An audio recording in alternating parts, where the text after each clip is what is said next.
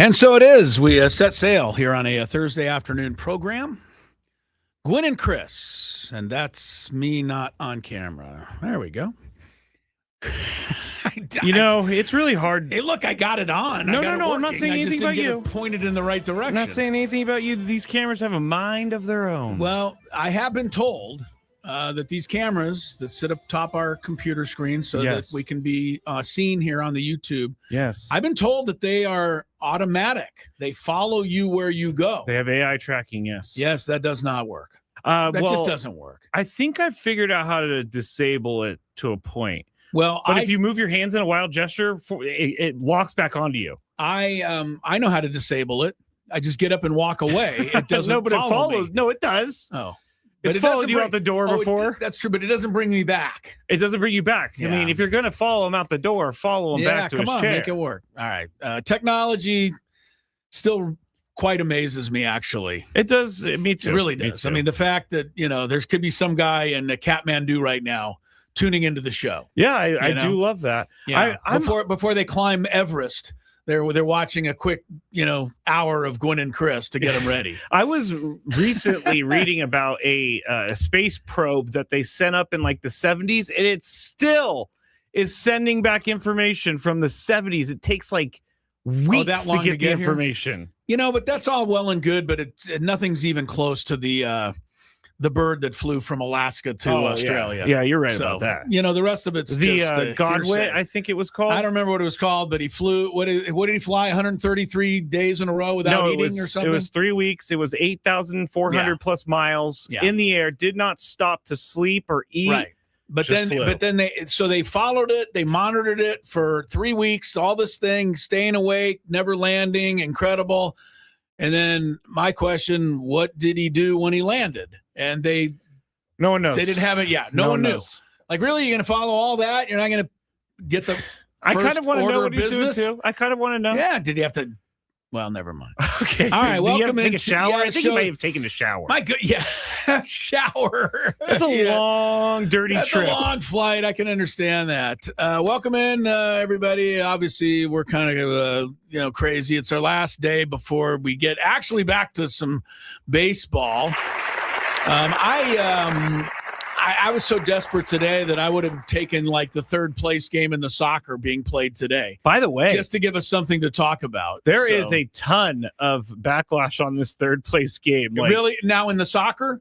Not within the players, but with fans and well, they're paying famous top dollar. Fans. Are they taping? I'm sure they're paying top dollar to go to the match. Probably. I mean, I don't think they're letting them in for free. No, you're probably right about that. To watch a match that neither team cares about. But there's been a couple big-time sports people that have tweeted out, why are they playing a third-place game? Let these guys go home. Well, I would think that England for sure would want to go home. They had to be devastated. Yeah. They have to still be devastated. The way that went down yesterday. France, I don't think feels great about itself either after they played, their worst game, and Spain, played a great one. So, I think the third place game, but, we talked about it yesterday, Skraby, because we basically have nothing else to talk about. And, I talked about one of the things I mentioned was the playoff bowl, which they did in the NFL. Yes. From 1960 to 1969. This is a true thing. I'm not making it up. The loser of the Western, it was only in the NFL. It was before the AFL was involved. So the loser of the Western Division Championship game played the loser of the Eastern Championship game. And they did it 10 years in a row. And you know where the game was? This is, to me, the ironic part and why I'm bringing it up. San Diego? No, God, no.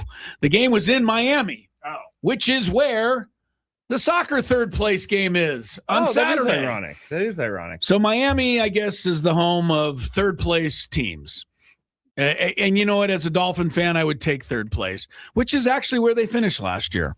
I just got a text from it's also where the Padres are right now. Yes, that's in third Miami? Place. No, third place. I just got a text from, remember Aaron Jaffe? Well, it came on. I don't think you were there that day, but he came on to talk about soccer in San Diego, high school soccer. Okay. He said this match is worth about $2 million plus in revenue, so that's why they're having it. and revenue to FIFA. Yeah. Well, FIFA could use the money. That poor guy is the president of FIFA. Gianni Infantino needs needs another limo or whatnot. Something. Yeah, they whatever. It's money gouging, is what it is. But if somebody pays money to air it, and if people pay money to go see it, I hate to say it's hard to totally, fully blame FIFA for taking the cash. I probably will watch it too because there's no way. I'm only 50. It's what, noon on Saturday? I don't know. I'm only 50-50 to watch the final on Sunday. After all, Are you kidding? You're going to watch the final. I know you, and you're going to watch the final. By Sunday, we'll have baseball again. That is true. So, I soccer is filling the void for me. And I must say yesterday it did a good job because I was still a great match yesterday. But I do want to get to the Padres. I'm sure that's why a lot of people are tuned in. We had a good roundtable today. Darren Smith sat in. He's great. And, we recapped the first half, looked ahead to the second half. We answered the Mason Miller question. You can hear the entire roundtable yourself. It will play in its entirety at 5:00 this afternoon. So you can tune in then. But I'll give you a couple of the highlights. Here's the number one highlight, Skraby. All five of us on the panel said the Padres would be dumber than dumb to trade Mason Miller. So doesn't mean they won't, but I think that should be the prevailing opinion. I think that combined with the thoughts yesterday of Sam Dykstra of MILB.com, which is to say, you traded away Leo DeVries. Yeah. You're not going to get a Leo DeVries in return. No. So right away, it just seems like a bad idea. It's like a car. As soon as you drive it off the lot, That's it's right. not worth so as much. He's a year. He's into, a depreciated He's car. depreciated a year, so you won't get Leo DeVries. So that's one of the reasons. But secondly, as I said on the show today, the roundtable, Skraby, I hope they never trade Mason Miller. I hope Mason Miller remains the closer forever and ever and ever here in San Diego. And then when you and I are when I'm like 80, you and I go back to Cooperstown and watch him get inducted into the Hall of Fame again. Okay. So we're still doing the show, right? The show being like his 28th year. And, I already told Adam, Adam okayed it. As long as we're all still here. So, So I think, when was this Hall of Fame induction? Well, I don't know. He's going to play at least 10 more years, and he has to wait 5 years. So maybe like 2042? Yeah. So, we're looking at a wait, but it's still something to keep in the back of our minds. Secondly, that was one of the highlights. Secondly, along with everybody agreeing that, the offense is crazy and we don't understand how it could be so bad. Steven Souza's name came up a few times, and, we either agreed upon it or we shot it down. But I think overall, what the other four people on the panel agreed on is that the second half has a chance to be interesting. Ben Higgins, I think, not to quote him exactly, but this road trip important. Let's get out. Let's win 6 out of 10. Let's get going. Let's wait for AJ. He'll make a trade. We'll be okay. Darren Smith pointed out something I hadn't really looked at, but makes perfect sense. The Padres, the last 4 or 5 years straight, have had a better record in the second half than they do in the first half. So, it stands to reason they might be able to do that again. And if so, they'll be over 500 in the second half. Woodsy, I like it. I mean, it gives me something to think about. Gives you a little hope. Woodsy, of course, he's kind of hoping against hope, but but he's excited. Braden thinks they'll play well in the second half. And then they came to me. And I got to be honest with you, Skrabe. Oh, no. I can't tell. I can't help it. I cannot tell a lie, as George Washington famously either said or they at least attributed to him. Yeah. I mean, who was really there when his parents came home and the cherry tree was lying on the ground? And was anyone there to document, George Washington's parents going, who cut down this cherry tree? Like TMZ wasn't invented yet, so they couldn't have had it on video. No, there's no flock cameras right. or anything like that. Did George Washington really look at his parents and say, "I cannot tell a lie"? I'll be honest with you, it doesn't sound like the speech of a 10-year-old. It doesn't, but so, I am just going to believe it. All right, so we'll go with it. And so it is that I can't tell a lie. And I don't see how this team is going to get over 500 again in the second half. Based on what it is.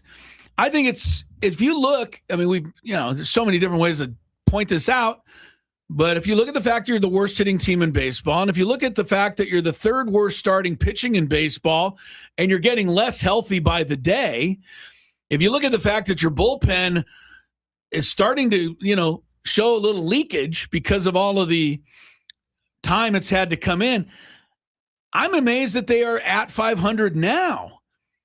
And, it's funny, Ben and Woodsy came up with the same number you and I did, that 86 wins is what they're going to need to go to the playoffs, or at least 86. And so they did the calculations that you and I did, and they came up with, believe it or not, the same thing you and I did, which is that the Padres got to go 38-28 the rest of the way. And everybody said that's doable, and, we can do it. And I don't see it. I just don't. Now, I hope I'll be more than happy to, receive all your texts and tweets and say, Chris, you didn't know, you were wrong, completely wrong. They're going to have to prove to me something that I haven't seen before I'm willing to believe that this team is really going to the postseason. Yeah. And I think I'd ask anybody out there who wants to criticize me. That's fine. I'm here to take it. But I would ask anybody that is going to criticize me not necessarily being bullish on the second half based on the factors I brought up.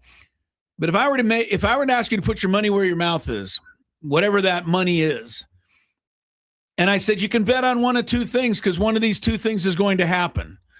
And I told you your choices are to bet on the Padres winning 86 games or to bet on the Padres losing 86 games.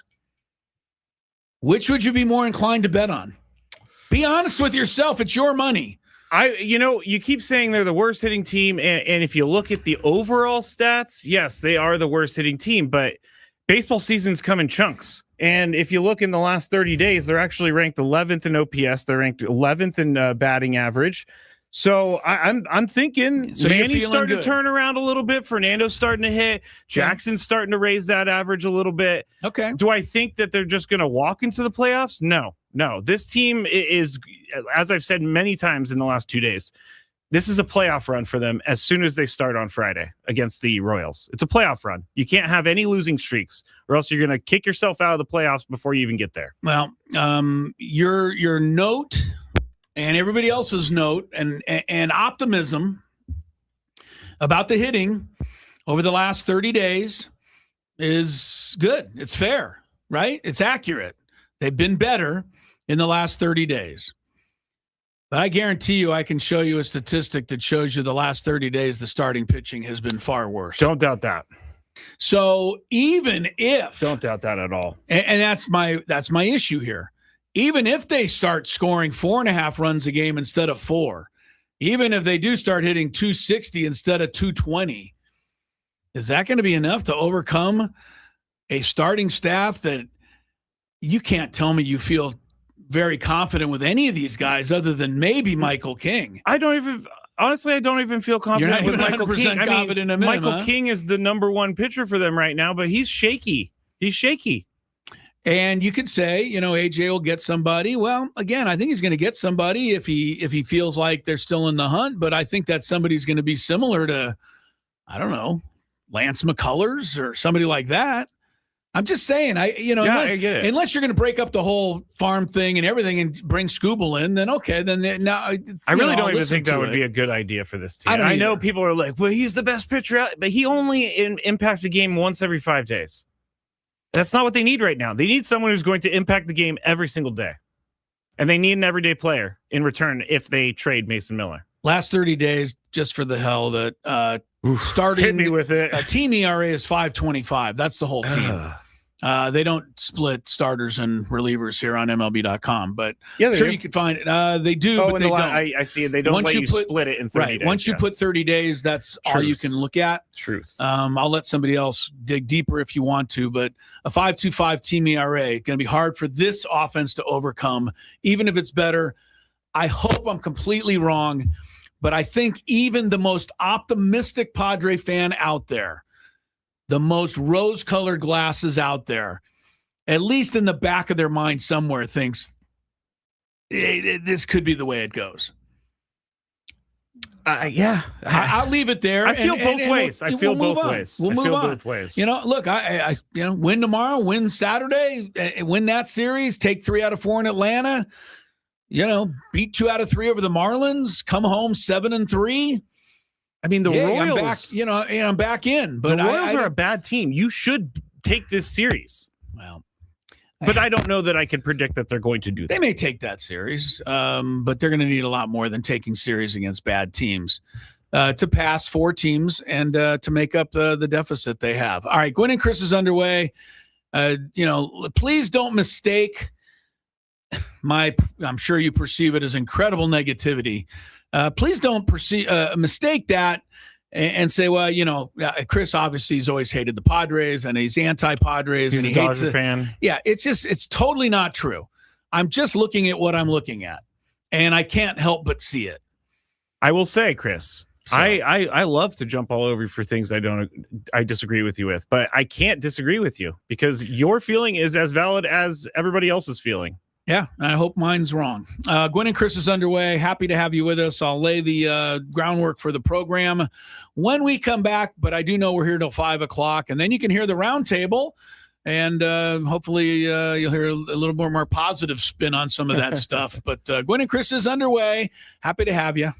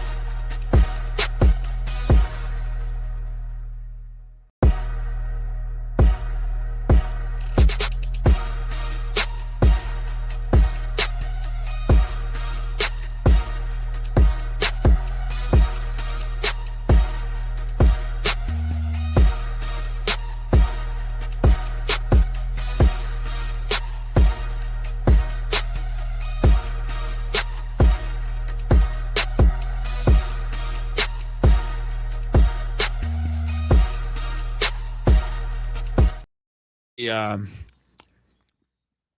roundtable is brought to you by every Thursday morning by Epic Wings. I am aware of this. Great Epic Wings. Every time. The reason I'm bringing it up is because by the time I get in here on Thursday, I'm starting to eat the wings and I can't make it through the commercial break. People despise the eating in the break. I don't blame them, but sorry, it's what I do. Here's my chicken bone. Yeah, it's more of me. I don't mean to. More of a me. I don't mean to carry it over. All right, but the Epic Wings are epic. Padres, Kansas City Royals tomorrow. Michael King against Seth Lugo, guy that I guess we wouldn't mind having anymore. Michael Wacha is another guy we wouldn't mind having. Nick Martinez is another guy we wouldn't mind having. Mm-hmm. Obviously, there's a whole bunch of other names out there I could mention. I think it was every person that made the All-Star game. Pretty much, they all used to play for the Padres. So that's that. And then Saturday, again, you just, I won't even ask you. You just think of it yourself. What's your level of confidence? You'll have Griffin Canning Saturday. You'll have Marquez on Sunday. And then you'll go to Atlanta to play, I must say, a team that has been scuffling, right? The Braves have not been great for a while. No, I actually saw something yesterday that someone locally is predicting them to miss the playoffs. Okay, well, that's how bad it's going for them. That's a clickbait. It is. That's a mid-season clickbait. And I clicked, but they've lost like 10 of their last 20-something. More than that. Yeah. No, they've been bad. I mean, their lead's only 2 games.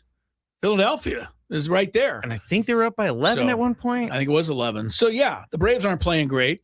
So, let's go in there and kick their butt with J.P. Sears and Walker Buehler.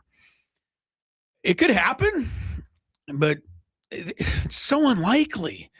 And, the thing I thought of was that the biggest thing that I think hurt this team this year, you can say it a bunch of different ways, but I think A.J. Preller put this team together with Joe Musgrove in mind. Absolutely. I just don't think they knew or they didn't want to acknowledge the fact that Joe Musgrove wasn't going to pitch this year.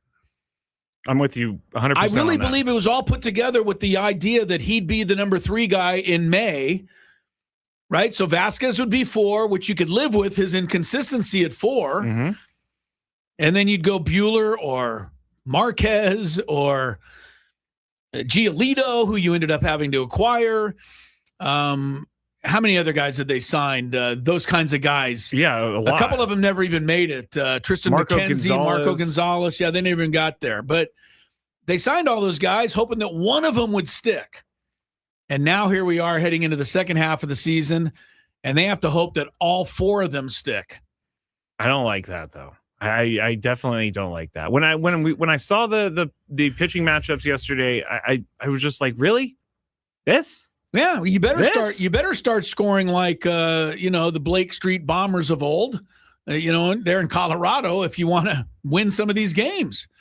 All right. The good news is there's always next season.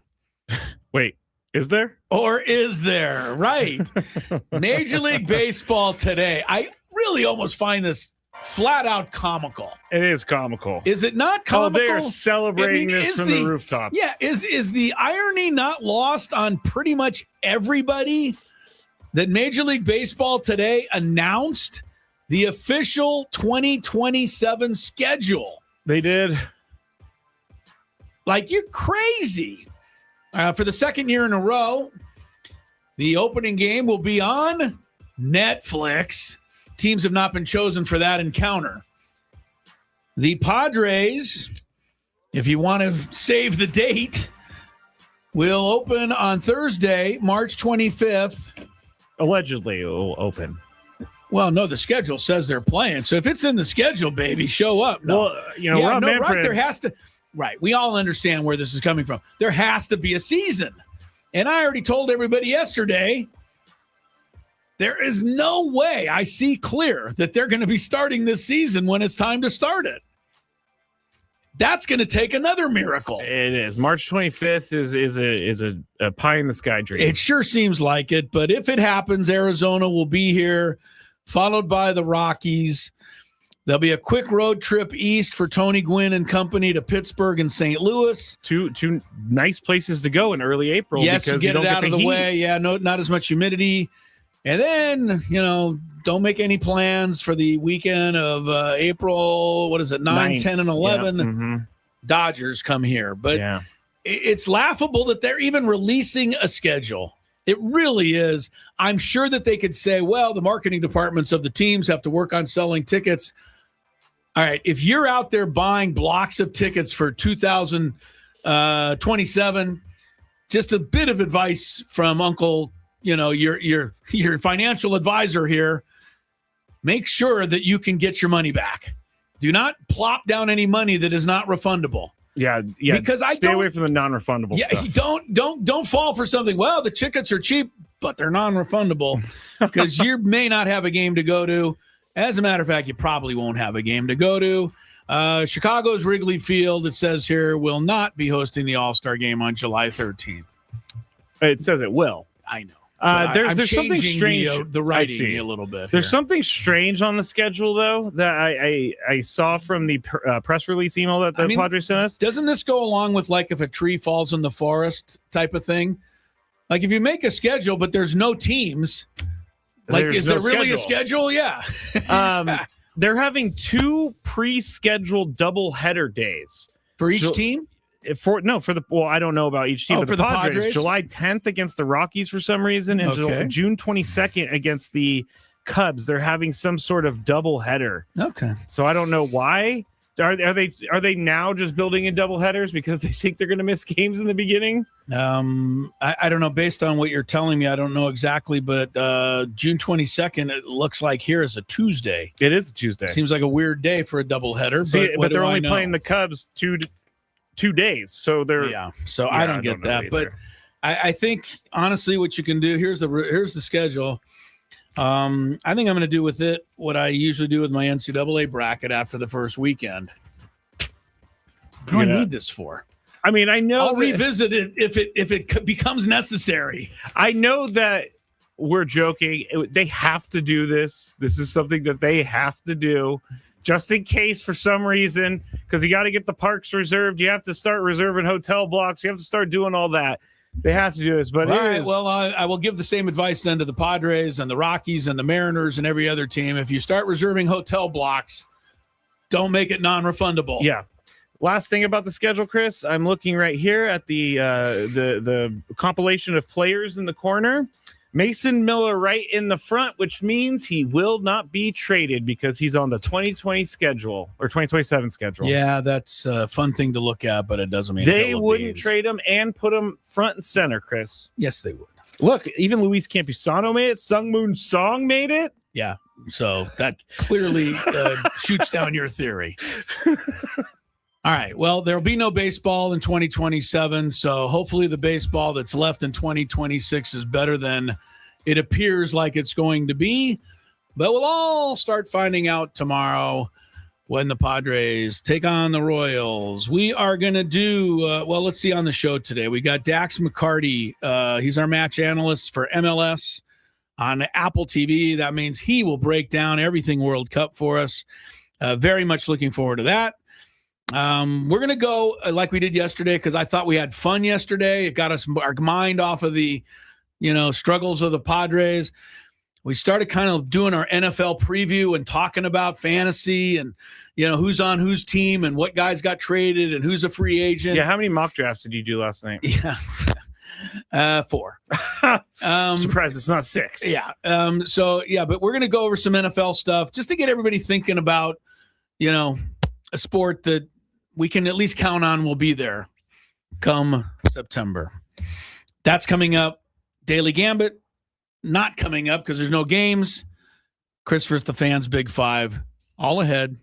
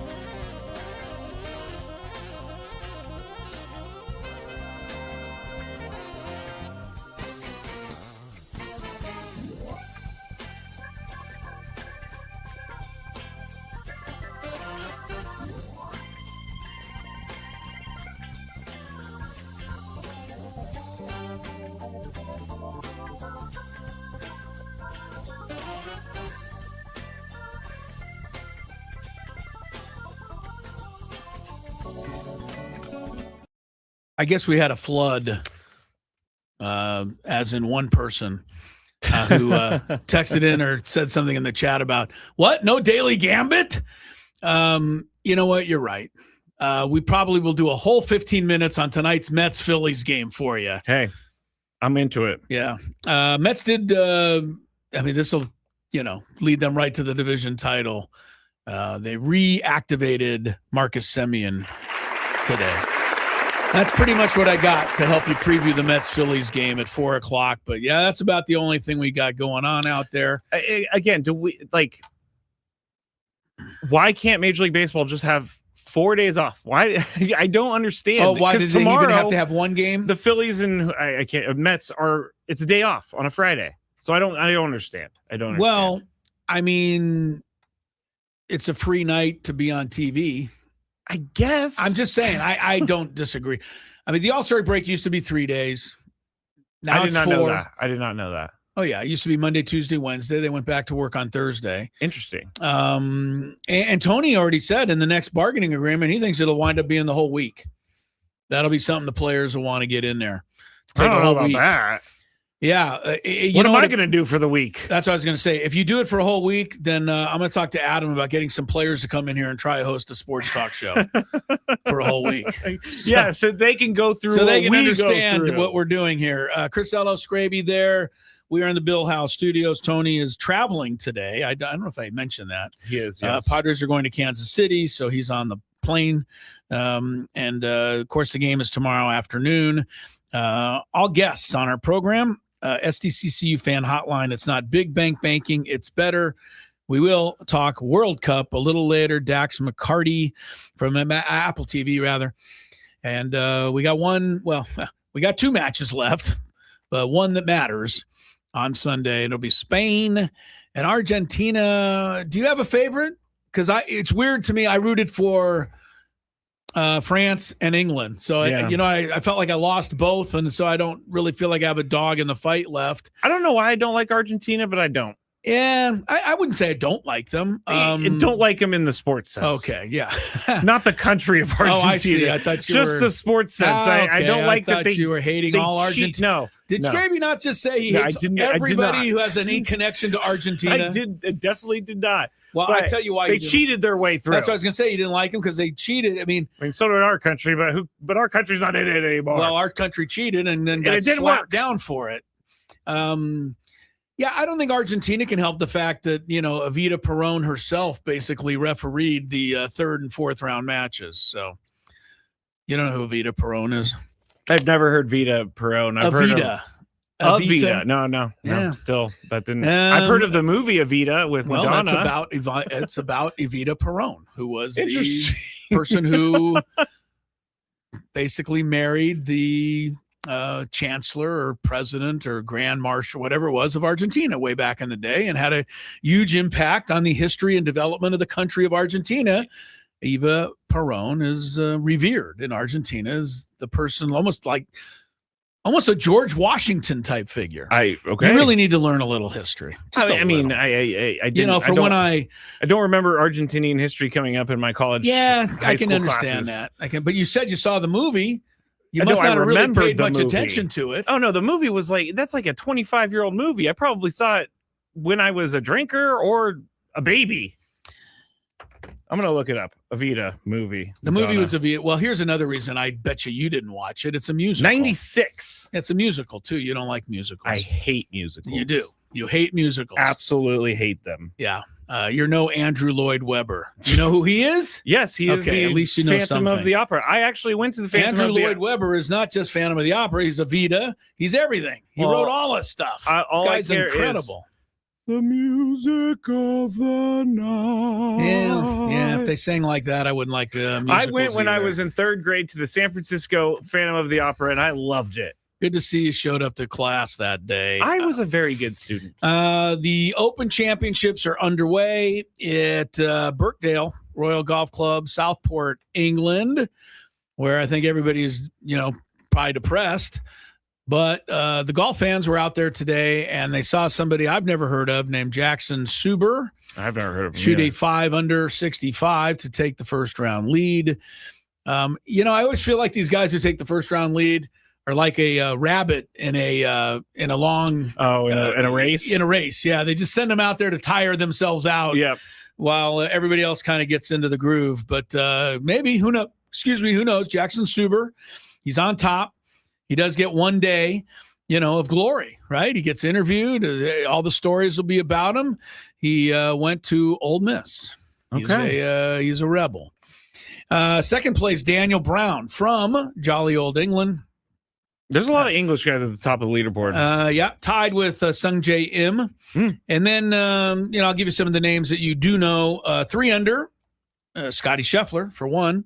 Sorry, I'm ahead of myself. 3 under, Cameron Young for 1, and Bryson DeChambeau. Yes. The other 3 under. DeChambeau, first of all, like his middle name has to just be controversy. And Nick Faldo, just shut up, Nick. I've kind of had it with him. I be honest with you, I'd already had it with him.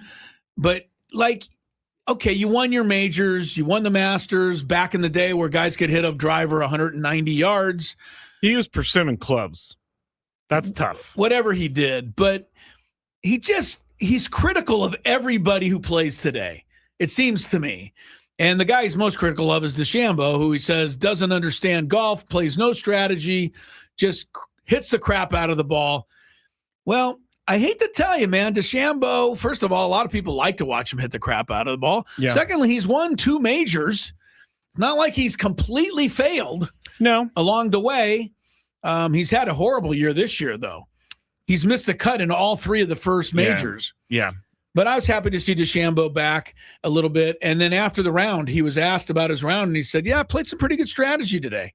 I just, I took a little dig at Faldo. Fair. That's totally fair. And I would have done the same thing if I was him. Yeah. But I don't mind what Nick Faldo said. Maybe he shouldn't have said it. I don't mind what he said, though. But I would have agreed with him before today's round. But I think what I'm going to say to Faldo does every golfer have to be a cookie cutter and play like everyone else? No, I don't think he's talking about that because on links courses with Bryson DeChambeau's style of play, usually when the weather is the normal weather, it's not good for him. But this weather is perfect for Bryson DeChambeau. When they said yesterday, Scheffler was talking about how when the ball, you hit it out there, it just goes and goes and goes and bounces. I said, well, that sounds pretty good for DeChambeau. He may start hitting them 500 yards. Yeah, but then you could lose it easily. It's a thin line that you're walking there. Well, so far so good for Bryson. He's -3. My wife saw him in the sitting in a couple rows ahead of him at a Padre game one time.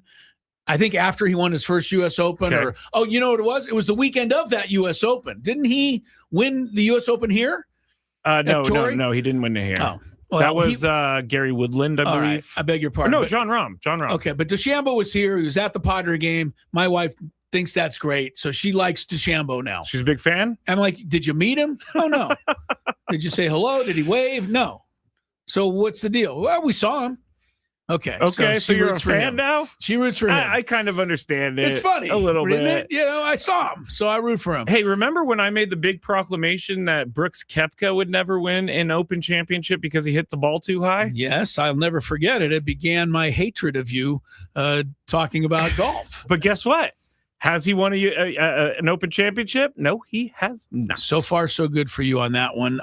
Scotty Scheffler, as I mentioned, he's -2. The reason he's not -3 is because he hit his drive so far out of bounds it's still in play, but so far off the fairway. I think it was a 16th hole, 17th hole, one of those. It was the easiest hole of the day for everyone else, par 5, but he got a bogey because he says, who knows? He says somebody must have stepped on his ball, basically pushing it deeper down into the rough. Okay. This is a common joke among golfers. I don't know whether this happened, and he doesn't know either, obviously, because this happened 370 yards away from he teed off. But when he found his ball, it was so deep down in there, right, that he said, there's no way the ball would just land and burrow itself down like that. But so I guess this is crazy. Apparently, and you read the story too. Where are you finding the story? It's, I don't know, golf, PGA page or something. But okay, here's the deal. According to Scheffler, or according to the way I read the story, he and the officials of the tournament, whatever, everybody walked over there where the ball was buried, and they asked each spectator who was in that, or patron, or whatever they call them over spectators there. These are spectators? Yeah. All right. Ask them, did anyone step on the ball? And apparently, if somebody would have said yes, by accident or whatever. If somebody would have said, yes, I didn't mean to, but I did, then I believe, and you're going to have to read further for me, okay, but I believe he would have got some relief and the ball would have been. Yes, if someone stepped on it, absolutely. Okay. But as he said, and the quote he said was, no one would fess up to it. Really? That surprises me. So no one fessed up, or maybe nobody did. So he had an unplayable lie. I'm looking. I can't find a picture of the ball. I don't know why. Oh, but did you find the story at least? Yeah. But okay. I'm not seeing the picture. So he had an unplayable. That would tell me everything. Yeah, right. So he had an unplayable lie. So that's how deep it was. But that's a one-stroke penalty. But Scheffler said, I'm Scotty Scheffler. I'm going to try to hit it anyway. And he somehow got it out of there, but it just raced across the fairway to the other side. And then so he ended up with a bogey. Yeah. To me, that's really interesting. Part of that is that if he could have just found somebody to admit they stepped on the ball, it would have saved him probably 2 strokes. I mean, it hasn't had rain in weeks. There is no way this ball just plugged itself in the ground. That's what he was saying. Yeah, he's right. That's someone what he's saying. Stepped on it, and maybe that person stepped on it, didn't know it, as you said, they just walked away because they were scared. Right. They're probably nervous about, affecting the tournament. Yeah. Anyway, so that was Scheffler's day. Now that I'm playing more golf, I like this kind of stuff more. Colin Morikawa was also 2 under. 1 under, John Rahm. Even par, JT, JJ, as in JJ Spawn. And the guy who will never win the tournament, Brooks Koepka. Mm-hmm. At +1, Xander and Aaron Rai. Who's that, you ask? Even Skraby didn't know who he was. He's the most recent major winner. Completely forgot. Right. He won the PGA like a month ago, but nobody ever know who he was. +2, Rory. I didn't hear from Rory. Probably just walked back to his car and blew everybody off after a +2. You know who got off the hook really well or really easy was Serena Williams. Okay. She got off the hook real easy. Yeah. I also heard that she requested that she get to keep the free cars throughout the end of the Wimbledon tournament, even though she had been eliminated. Yes, there it goes, Serena. Which I don't have a problem with her doing. The women get some equal treatment. I don't have a problem with Serena asking for cars if she needs the cars. I have a problem with her not going to the post-match interview. You actually don't have a problem with that. What you have a problem with is that I don't hold her accountable for that. And I do hold Rory McIlroy accountable. Exactly. It's not the same. Right. Rory's at +2, so I'm sure he's pissing and moaning out there. I'm sure he is. Yeah, +3 is the earlier U.S. Open champ, Wyndham Clark. So there's your names. And obviously there's a bunch of other people in the run. Wyndham Kickney lockers this time around? Didn't read about that. Okay. So, you know who else's name was at the total bottom of the thing, like he always is? Poor old David Duval. Remember him? Yeah, of course. Who had he had vertigo. He had a couple of years where he was as good as Tiger Woods. He was very good. He was. He was challenging Tiger. He was challenging the top golfers in the world. He may have even become. He might have been number 1 for a minute. I gotta look. For a minute. But he's 106th in this tournament, and that's actually good for him. Hey, he only shot 73. That's not bad. Yeah, no, I know. Actually, it's not bad for the old Duval there. Yeah, I feel bad for it because he was doing things in golf. Now, did he have the yips or the mental? No, that was what it was, right? It was vertigo. No? Oh, so it was actually a medical condition. It was a medical condition, yes. So I got to be honest with you, hitting a golf ball when you're on balance is almost impossible. So he was if diagnosed. You were wavering around, I'm not trying to make fun of vertigo, no. But if you're waving around, you're trying to hit the ball. Yeah, you got no shot. He was diagnosed with positional vertigo in March 2003, a condition that causes brief, violent episodes of dizziness. That vertigo sounds awful, I gotta say. It doesn't sound great. It's a great movie, though. Yes, I can get behind back that in the old Hitchcock days. Yeah. Well, you know what? I'm not going to make fun of David Duval then, because here we are 23 years later, and he's still out there trying. Yeah. And that can't be easy for a guy that was at the top of the sport. No. Like, it'd be one thing if he was just kind of a guy all the time, right? And he just like, what's our guy from the TV show who everybody loved, Dan, you know, I mean, the nondescript guy who they did the Joel Damon. Yeah. If you're Joel Damon and you're +3 all the time, you don't really care. No. But if you're David Duval and you were number 1 in the world and now you're shooting +8, +9, I think that'd be really hard. I think it would be too. So I give him actually got to give him some credit for that. Here's a little story on McIlroy. The putter was off apparently, and I'm looking for a quote, but hell no, there was none. Here we go. March 28th, From 1999. David Duval was ranked number 1 in the world for 15 weeks. That's not bad for a guy that now can't even make a cut. He was probably the last guy to be number 1 before Tiger took over for a decade. Incredible. David Duval. That's an interest. You know what? Now that I've thought of it, somebody who ought to do a story, maybe they have, but you know, the fact that he's still out there trying to recapture that somehow. Well, I don't know if he's recapturing or if he's just playing some golf because he had won an Open Championship and that's why he's out there. Yeah, I don't know. All right. That was fun, actually. I can talk golf, you know, more than I used to. The Daily Gambit is scheduled to be next, but we already did it. Phillies are favored to beat the Mets.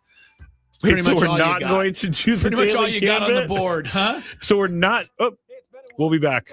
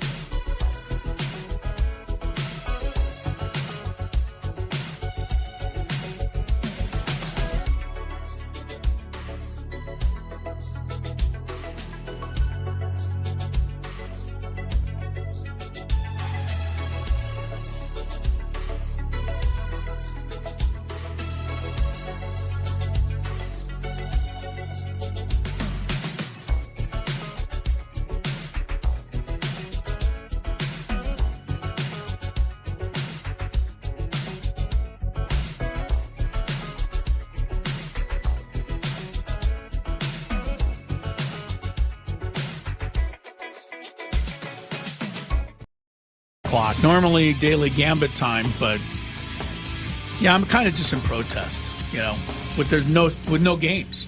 So I'm not going to, work hard to find daily gambit stuff. I mean, unless you give me some games. I gave you one. By the way, speaking of games, and this is like kind of getting a little tired of a subject, so I'm not going to go as deep into it as I have before. But I think it's worth mentioning because it was one of the bigger things that happened last night. You probably saw it if you watch SportsCenter or, you're perusing Instagram or whatever it is. Caitlin Clark drove to the basket, got fouled, and on the foul, the player coming across inadvertently kneed her right in the kind of a Charlie horse. Okay. Like a dead leg?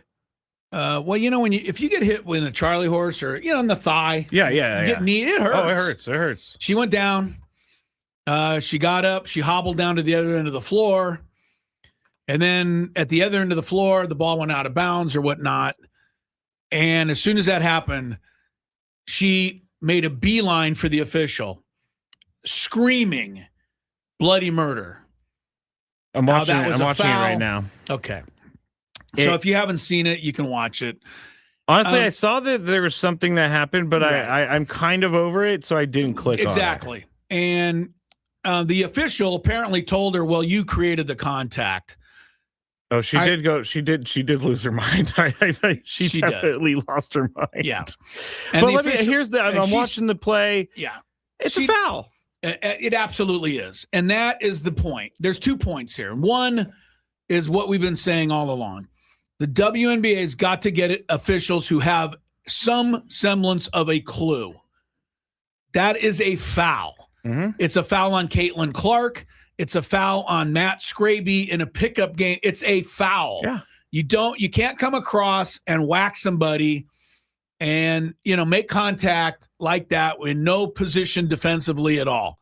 That's a foul. And for the official to not call it is just crappy. And it's way too often in the WNBA. But I have to say this part of it too. Because Caitlin Clark's big beef after the game was, you didn't call a foul, so now I have to play the rest of the game with a leg contusion. No, guess what, Caitlin? Even if they called a foul, you would have to play the rest of the game with a leg contusion. Yeah. The fact that she didn't call a foul didn't keep the gal from hitting your leg. Yeah. It just should have been a foul. And her reaction to it is ridiculous. It's absolutely ridiculous. I don't want to get fouled either, but people get fouled going up on drives all the time. And sometimes you get hit, by a knee. This wasn't the defender taking a swing and clotheslining her, right? This was a defender trying to make a play, committing a foul that wasn't called. And in the process of committing the foul, the knee hit her leg. This happens all the time, every night in every basketball game. So that's when it goes back to what we've talked about with Caitlin in the past. Totally get it, man. The refs do a terrible job. They don't protect her. They don't call what they should. But she brings 10 times more coverage to it than it needs to by her reaction. So she's probably just angry. She keeps getting hurt. People keep taking her down. Okay, but look, basketball can be a physical game. She's got to get a little stronger. She's got to get a little tougher because the contact is going to continue. That's the only way teams think they can stop her. And as I've said before, if it gets absurd and you're shoving her down, you're grabbing her around the neck, those players have to immediately be suspended. The WNBA has to do its job. I'm reading something from... Here's the sorry part of it. Last night, Golden State's team won its 8th game in a row. Right? Minnesota and continue with the best record in the league. Paige Becker's scoring 34. I mean, the point is there's good stuff that happened last night. You don't know any of it. The only thing we know is Caitlin Clark got fouled. Well, that's the news coverage's fault. That's ESPN's fault. It is not. It is. ESPN should be covering the actual sport instead of all of the rigmarole. You can't blame Caitlin Clark because ESPN decided to focus on that. That's not her call. She's not the producer. Okay. If I'm the producer and if you're ESPN and you say, hey, things happened tonight, Paige Becker scored a bunch of points. What should we go with? That? Let's lead with that. Yeah, but here's my point. If Luka drives the lane and they miss a foul and he gets kneed a little bit and comes up limping, it doesn't dominate the NBA coverage because Luka doesn't run over there like an idiot and jump up and down like a 2-year-old. Well, maybe he does, actually, come to think of it. He complains quite a bit. All right. I'm just saying this is the WNBA's issue, and it continues in my mind. Bad refereeing and the focus being on all the wrong stuff. And that's too bad for a league that I feel is going places, but is shooting itself in the foot far too often. You know, I'm going to blame you a little bit. You may. You don't talk about any of the good stuff that happens. You just talk about what happens to Caitlin Clark. This is the only stuff that gets shoved in my face. That's all I see. Well, so you can change it. You can not bring up the Caitlin Clark stuff. But you know that the Caitlin Clark stuff is the only thing that people care about. Did you go to any website today that covers sports and go to the WNBA page? Did you see anything else? I would never. Why wouldn't you? Because I don't care. All right. Well, I do. Oh, and that's all fine. I saw You was can Caitlin care. Clark throwing a fit. Big trade in baseball today. Really? Former Padre #1 draft choice is on the move. Who? Yeah, that's right. Now, C.J. Abrams is a #1 draft choice. He was on the move a long time ago, of course. Mackenzie Gore, #1 draft choice. In fact, both of them are in the same team. The Washington National. Oh, no. Mackenzie's not got there anymore. He's in Texas. Yes, he is. Anyway, a lot of Padre #1 picks have been moved over the years. Yes, they have. But this is one that moved that not too many people will be paying a lot of attention to. The Pirates today acquiring from the Washington Nationals Bobby Barrels. Really? Robert Hassel III. So they DFA'd him, so he went through everything. No one claimed him, and now the Pirates stayed with the Nationals. Traded for him. He had 2 home runs, hitting .215 for AAA Rochester this year. Doesn't sound like somebody I'd want to spend a whole lot on for a trade, but Pirates see something. So if you're looking for Robert Hassel III, you'll have to look now in the Pirates organization. I'm surprised at the Padres. I mean, who knows if they looked into it, but what do you mean you're surprised? He's hitting .215 with 2 home runs in minor league. Why do you want him? He's a body. Why do you want that? I don't necessarily. All right, we're doing a little potpourri here instead of the Daily Gambit. Milwaukee Bucks are being investigated by the NBA. Now, I need a little help explaining this, and I don't care enough to dig deeper.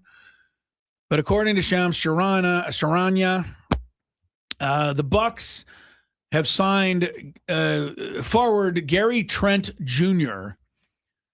to a 4-year, $64 million deal. And the league thinks that there's some shenanigans going on here. And here's how I understand it. Trent played with Milwaukee a couple of years ago, averaged 11 points a game, and signed a 2-year, $7.5 million contract to play with Houston the last 2 years. Now listen to what I just said. 2 years, $7.5 million. What's that? 3.7 a year? Yeah. Okay. I'm not good at math, but I think so. 3.7 a year. He didn't do a whole lot for Houston. I think last year he averaged 8 points a game, 38% shooting, which isn't much. And now he goes to the Bucks for $64 million. Why? What is going on? I'm not sure. He made $3.7 million, and now he's making $64 million, $16 million a year. Now, this is very confusing how all of these things work, and apparently there's something called an early bird free agent signing that I don't even want to get into. If you're a crazy NBA, capologist, maybe you know it, but I certainly don't. But I can see why somebody might at least look at this. And I guess the claim is that while he was with Houston, they'd already determined that the Bucks would give him this contract, and you can't do that. So that's what they're being investigated. There's a lot for. of weird stuff going on in the NBA with the contract stuff as well, with the Kawhi Leonard stuff going on. Yeah, Adam Silver said that has to be solved by the beginning of the season, the Kawhi thing. What if it isn't? Then what happens? Yeah, I don't know. At some point, the Raptors are going to have to be like, "Hey, we need to figure out what our happened team's with going to Kawhi look like." Leonard. What happened with Kawhi Leonard was that the claim is, correct me if I'm, the claim is that Ballmer paid him through some other channels so that he made more money than his salary. Because remember, there is a salary cap. Yes. So he made $28 million or whatever he did. He got a $28 million endorsement deal with a bankrupt company. Ballmer had invested in that company. It looks pretty obvious. Yeah. But of course, Ballmer's, screamed from the rooftops that he knew nothing about it, which is always crazy to me how these incredibly rich billionaire or powerful coaches or politicians, whatever it might be, governors, senators, incredible how they're so all-knowing, so all-powerful. But when something like this happens, they have no idea. I never knew. Yeah. I never knew. Yeah. I can't say for sure, but it does sound like salary cap circumvention here. It sure does. And I don't know that I even blame Leonard for it as much as I blame Ballmer for it. Right? Ballmer's doing everything he can to get Leonard. Yeah, but Kawhi Leonard also no. knows that this is a bad thing and it's going to cause controversy. Well, it's going to get investigated. Okay, Kawhi does know that, but Kawhi, I believe, for the longest time was represented in stuff like this by his uncle. That is true, and his family. Yeah, and I think that's the mistake he made. Yeah, probably. You put an uncle in charge, you put a family member in charge. They say, "Hey, we got it covered. Don't worry about it." And so Kawhi says, "Okay, I got it. Thanks, Uncle. Chuck, Uncle Kawhi whatever. Jr. Yeah, Uncle Kawhi." And so then Uncle gets him into trouble by circumventing the thing, and so now Kawhi looks like the guy. I do believe Kawhi has taken steps to actually hire a legit, real agent now, going forward. So hopefully that'll keep him out of these kinds of things.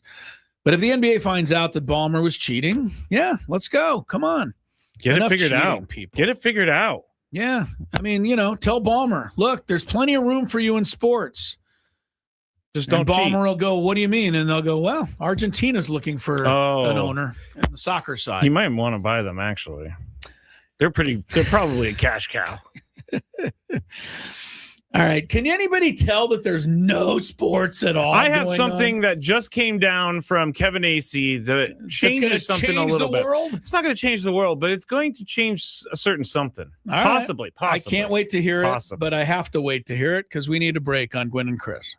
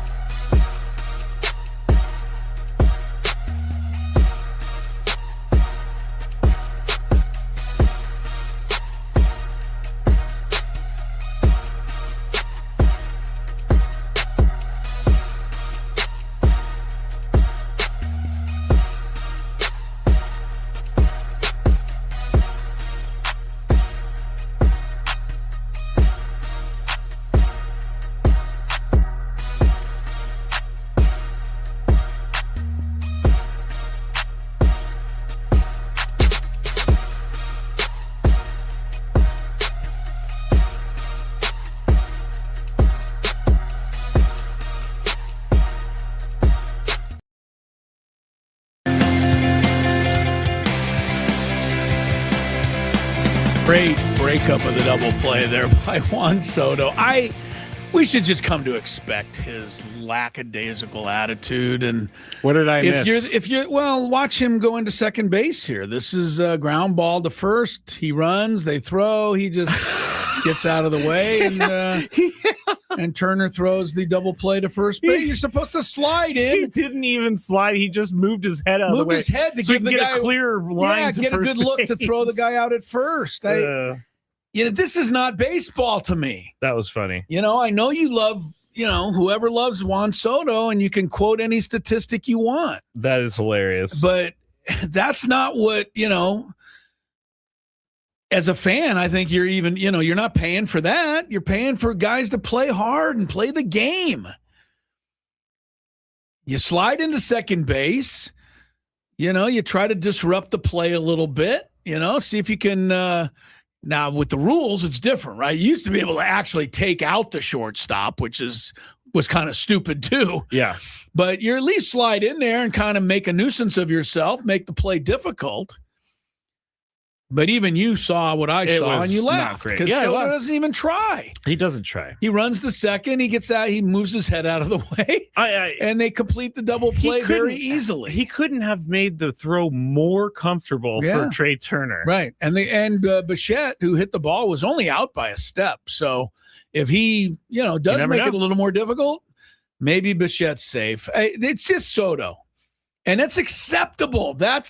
Maybe that bothers me more than anything, Skrabe. That it's acceptable? That most people would see that and not even make note of it. Yeah. They'd be like, I don't get it either. Right? This is acceptable baseball. And, we have a couple players on our team who do the same thing, same darn thing, and you don't want to hear it. So I'm not going to say it. I don't know when the last time I saw a Padre not try to break up a double play. Not that. Yeah. But what I'm talking about is play somewhat lackadaisically out there. I know what you're talking about. You know exactly what I'm talking about. And I know who you're thinking about. There's only two guys who do it. And, they're both Hall of Famers. So, they don't have to play hard. Wait, who's the second? Who's the second? What do you mean? As far as who doesn't always hustle? Yeah, I know one of them. Well, I don't know. Have you ever seen Fernando jog on a ground ball? I don't know. I have to look. I honestly have to look. I really do. No, keep looking. You'll see it. I mean, he doesn't run hard unless he thinks he has a chance to make it. But that's not the point. The point is you run hard because, hey, the infielder could bobble the ball, and now you start running hard. It's too late. Oh, someone guessed Fernando as well. I got to start looking at this more. You haven't seen. Now I'll give you one on a bouncer to the mound, like a one hopper to the pitcher, which has happened a lot this year. Yeah. Okay. Then I don't need you to Pete Rose at the first base. Okay. But there's an awful lot of ground balls that Fernando dogs it down the line. I'm going to watch. I'm going to watch now. It's okay. It's acceptable to many of you. And so I'm the guy that needs to, just get used to it. Yeah, because I don't. That's okay. I'm trying to figure out a way to say it doesn't bother me without. It just doesn't bother me. Yeah, it doesn't. If it was a bigger game, yeah, definitely would bother me. But middle of the game, middle of the season. As I said, if you hit a ground ball, as Soto did this right in San Diego this year, you hit a ground ball to second base. He started jogging down the line. I remember Sun Moon Song kicked the ball out into right field. Okay. Soto looked up and went, "Oh." Then he started to run. Yeah. Oh, yeah. And then Sun Moon Song got the ball and threw him out. Yeah. So that is bad. That's bad. Of course it is. That's bad. Well, that's the same thing Fernando's doing. He's just praying that the second baseman doesn't kick the ball into the outfield because then it will look bad. I'm going to pay way closer attention to see if you're see what you're talking about. Mm-hmm. Who was that? My brother who checked in to agree with me? No. Nobody ever agrees with me. So that's not true. One. People agree with you all the time. Let me tell you about this. Oh, Kevin yeah, you got thing. the big news here. People are on the edge of their seat. So we've been talking about Mason Miller being on the trading block all week, and all of us don't want it to happen. All of us think it shouldn't happen.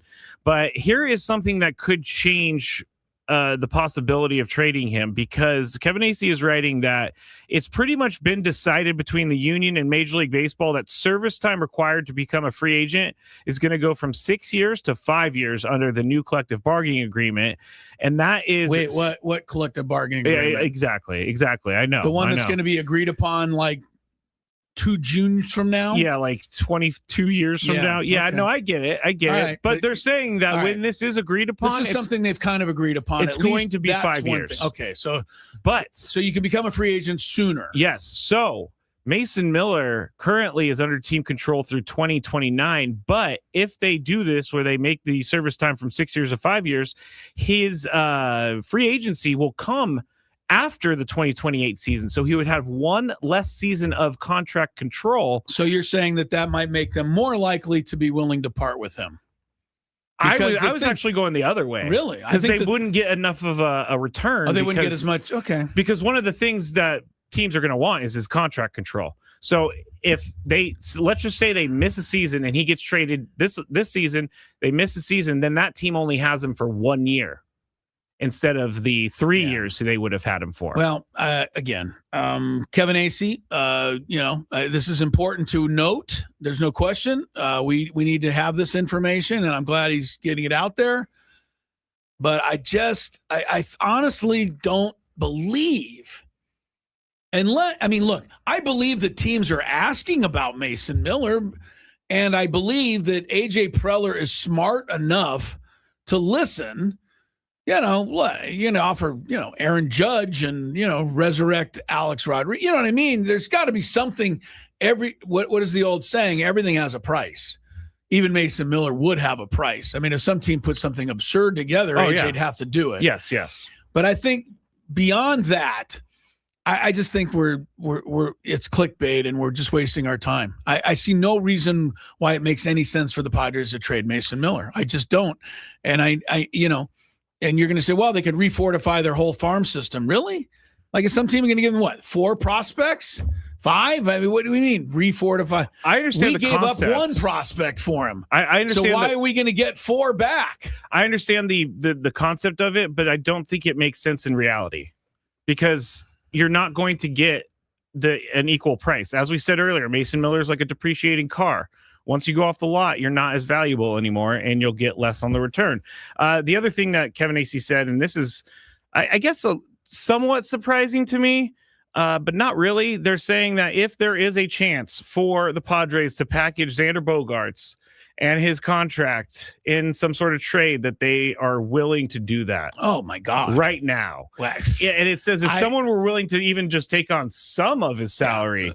Exactly. Look, but he has to waive his no trade clause. He has to do it there. He has to agree to it. Yeah.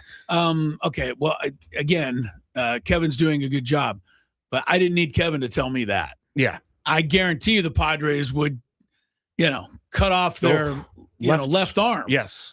To have somebody take Xander Bogaerts' contract off their hands. I said last night, I don't think anyone in baseball will do that. Any team in baseball. It doesn't look like it. No. I mean, that's what I'm saying. But no, so that's it. That's nice to know.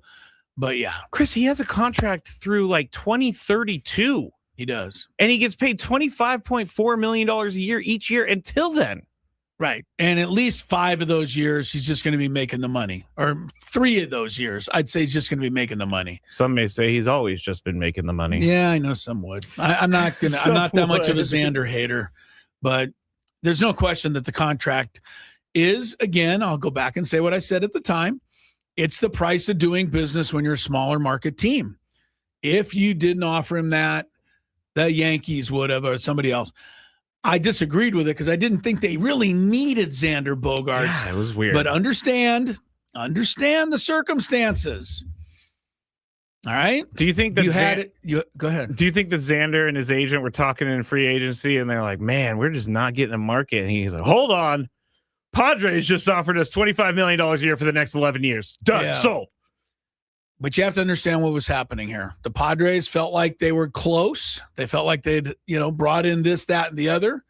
Also understand that Xander Bogaerts was much better before he got here than he has been since he's gotten here. Definitely. But understand more than anything else, you had an owner who wanted to win more than anything else. And we now come to find out probably knew that he was close to not being around much longer. Yeah. And say what you will, but I think that had something to do with it. I believe so I think, as well. Peter Seidler said, hey, I don't have much time. Let's win. We can get Xander Bogaerts, bring him in. We can get to this. Do you remember that they offered Aaron Judge? They did. They offered Trey Turner. They were in on everybody that year. They were. Everybody. I think they even talked to Shohei. So it explains, right? Yeah. Why they would have ended up with a Xander Bogaerts, and even explains why they overpaid. It was a very surprising and shocking turn of events because I never expected that to happen. Right. But what we know now, I think it's easier for us to understand at least. But yeah, would we give almost? We might give up, one of our top prospects, along with Xander Bogaerts, to get rid of that contract. That's silly, but you know what I'm saying? That's how bad the contract is. We got a guy who can play shortstop. I'm pretty convinced he won't hit much, but he may eventually. Who? Song? Song's defense has just been impeccable to this point at every position. I think they really like him at third base when Manny. Now they can trust the guy at third base, and Manny can get off his feet. Give Manny a break. All right, just to come full circle in this segment. When we started it, I pointed out that Juan Soto didn't even attempt, even remotely try to break up a double play at second base. He just jogged in there, leaned out of the way, and so Trey Turner could complete the double play. And I said the thing that bothers me is not that he does it, it's that it's accepted now. So when they came back for the bottom of the inning, I wanted to see, are they going to show this? Are they going to talk about it? Are the broadcasters going to make note of it? Mm-hmm. Not a word. Of course not. Not a word. Not a mention, not a replay. No one even said anything about it because that's acceptable behavior on the baseball field. You know for sure that if that was Manny, they would be all over it. Well, I can tell you if it was any player 10 years ago, they would have been all over it. Gwynn and Chris takes a break. When we come back, I had the wrong day. Dax McCarty. I'm like, we did the baseball talk yesterday. Dax McCarty, match analyst, MLS, Apple TV. I will say one thing, and we said it, Skraby, despite the fact that we're not great soccer people. But the folks in jolly old England, not all that jolly with the England coach yesterday. No. They said he screwed up big time. I don't think he's going to have a job much longer. We'll see what Dax says about that and the MLS return when we come back. Ben and Woods.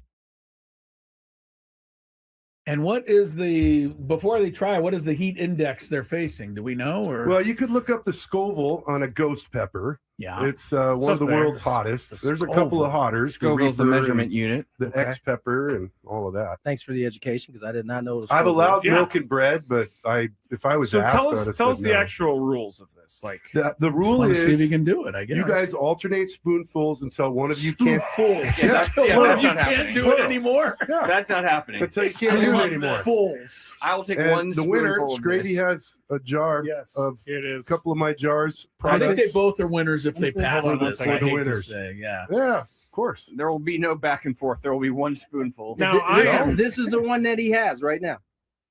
The 38, Maybe. Okay.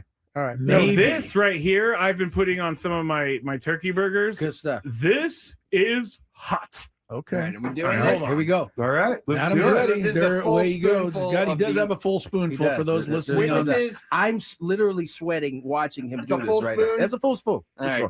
That is a full down the spoon. hatch we go. All All right. right. And man, he went the whole thing. He did not. My He did turn? not trickle that down the throat. He He just. hasn't reached for the milk yet. Scraby's coming over. When does the heat kick in? Oh. I knew it. When does the heat kick in? Wow. You better go, dude. There goes Skraby. They Scraby, both did it. did you swallow that, Scraby? Yeah. That is some good stuff. It's delicious. delicious. We're going to see it. Tasty. I'm going to watch you now. I'm feeling it already. I am, are you? No. He's Adam's feeling good. feeling nothing. All right, so take another spoonful, Adam. You'll win. Oh, come on. Now we're double dipping. Oh, He's yeah, all you one can't put your spoonful. same That's spoon spoon not in what there. the competition's all about. We always said Spoonful that. too. Yeah, go for Oh it. yeah. I always said that Adam Klug was kind of had a. I at least used a different spoon, no double dipping. All right. I didn't know where I don't. I think always it thought matters. Adam Klug had a cold persona, but evidently it's just the opposite. All right, Big He boss is Michael handling Valenzuela it. in the Wait, YouTube now, chat, dog. by the way. What you waiting on? You let laughing it drip in your hand.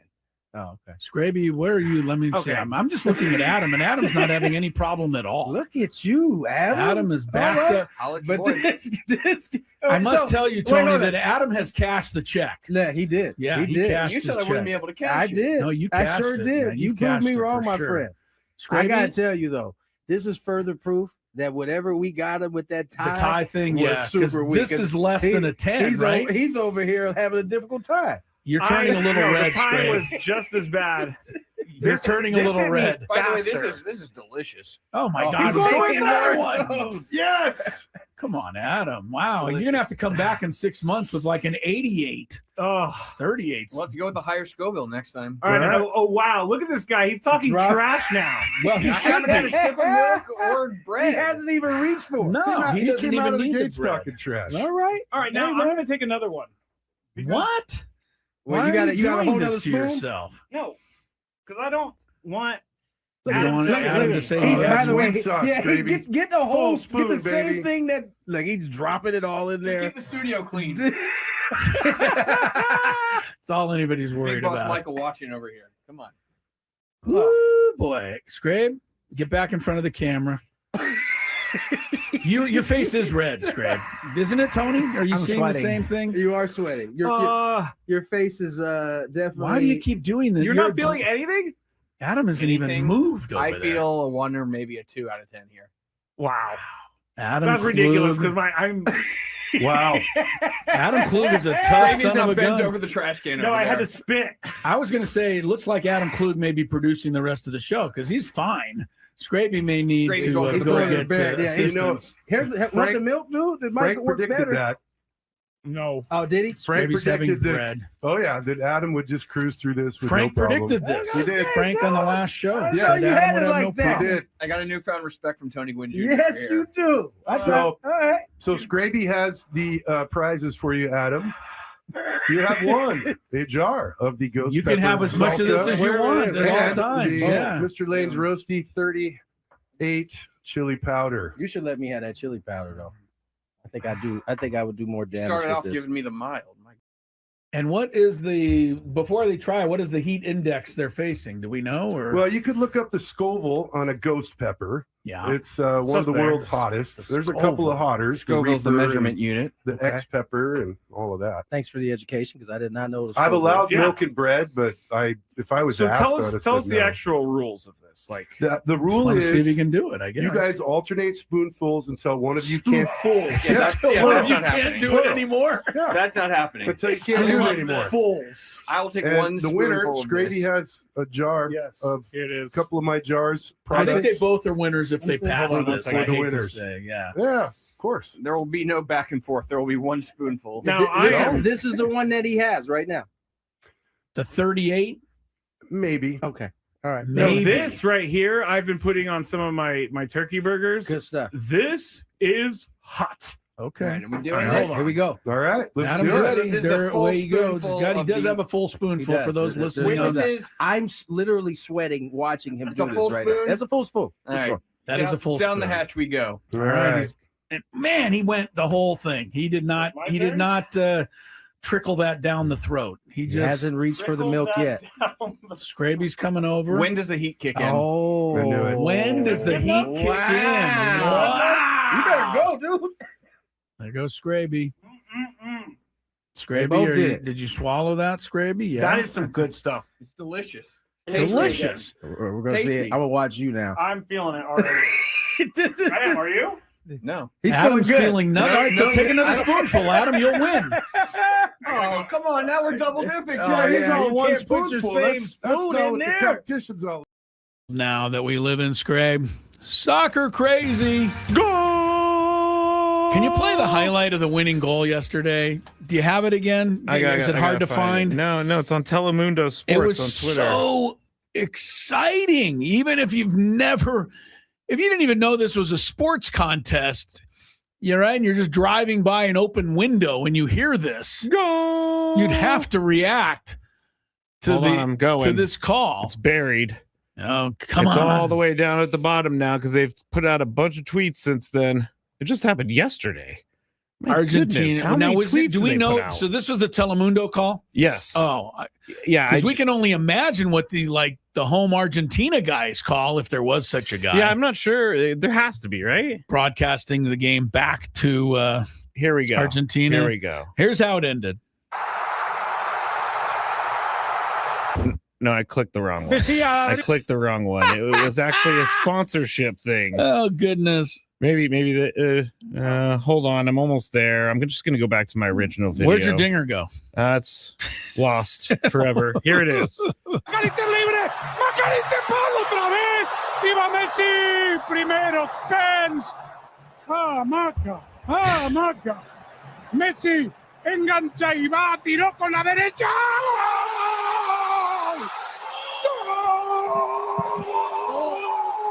I love it. Every single time I hear that, I get chills. I don't know. Every time it's just so awesome. I'm curious. Telemundo, Yeah. would that make them a little pro Argentina? What I'm asking is when England scored earlier in the match, I wonder what the yelling was for that, the level of yelling for that. I think it has to be neutral. Yeah, I would think so. All right, Argentina, Spain, Sunday. A soccer crazy world will be tuned in. Dax McCarty from MLS on Apple TV, match analyst. Dax going to join us on the SDCCU fan hotline. It's not big bank banking, it's better. And Dax, how are you, sir? Thank you, sir, so much for joining us, spending a little time talking to a ever-growing population of soccer fans here in Southern California. Yeah, I love it. Thanks for having me. Good to hear. Absolutely. I definitely want to get everybody focused back on what, we all do here, and that is to root for our team, SDFC. I think a lot of us have kind of, we all put it on the back burner and want to know, when it all gets back going. But before that, we obviously have the World Cup championship. Can I just get your thoughts as somebody I trust as an expert on this stuff? Did the England coach, did they make a tactical error, or is it Monday morning quarterbacking?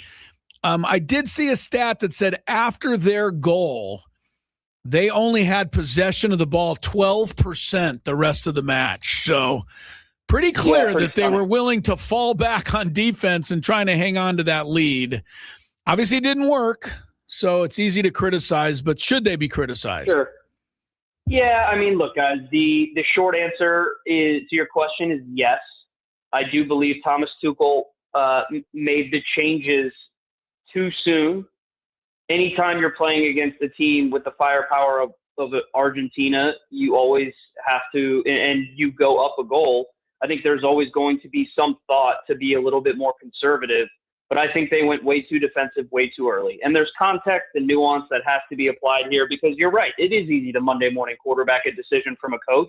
The same coach who went to 5 in the back against Mexico to get a historic result down at Azteca. Yeah. I know they were down a man, but they still went to that tactic and it worked. And he went to the same tactic against Norway in extra time when they went up a goal. So it had worked for him in the past, but you know what Norway and Mexico don't have? They don't have Lionel Messi. Okay. And so that is the context with which you have to look at this. And my issue isn't so much with Tuchel going to 5 in the back. It's the fact that he didn't put on any sort of attacking threat to help his team. And what I mean by that is that you can defend deep if you're trying to defend a goal. There's no problem with that. But when you have Harry Kane and Jude Bellingham who are on top of your box and they're exhausted and they don't have any legs left, and all you do is sub on 3 defenders in Dan Burn, Ezri Konsa, and Nico O'Reilly, you really just limit yourself to really being able to get out of your own half. And it was clear that England couldn't get out of their own half. They provided zero threat on the counterattack, and they couldn't even keep possession for more than a pass or two. The dam was always going to break. And so I do believe that Tuchel made a mistake going too defensive too early. But again, you also have to give credit to Argentina. This is what they do. This is who they are. They never know when they're dead. They've got the best player of all time, still the greatest player in the world, the most creative player in the world, and Argentina fully deserved to win after their second half performance. Talking to Dax McCarty here, match analyst for MLS on Apple TV on the SDCCU fan hotline. It's not big bank banking, it's better. And Dax, it could have easily been a rematch from the last World Cup, France and Argentina. Obviously, France did not move on. What do you think of this matchup, though, with Spain and Argentina? I think it's a great game. Two of the best teams in the world, two teams that have superstars all over the field, but play a little bit differently. With Argentina, you know who the sun is. You know what everything orbits around. That's Lionel Messi. Literally, he's the sun, the moon, the stars, and his team. I said this before, I'll say it again. When you have an entire country and 25 other players representing that crest and that Argentinian national team willing to suffer and willing to, quite frankly, go to the lengths of possibly dying on that field for one person, that person is going to repay their faith. And Lionel Messi has done it.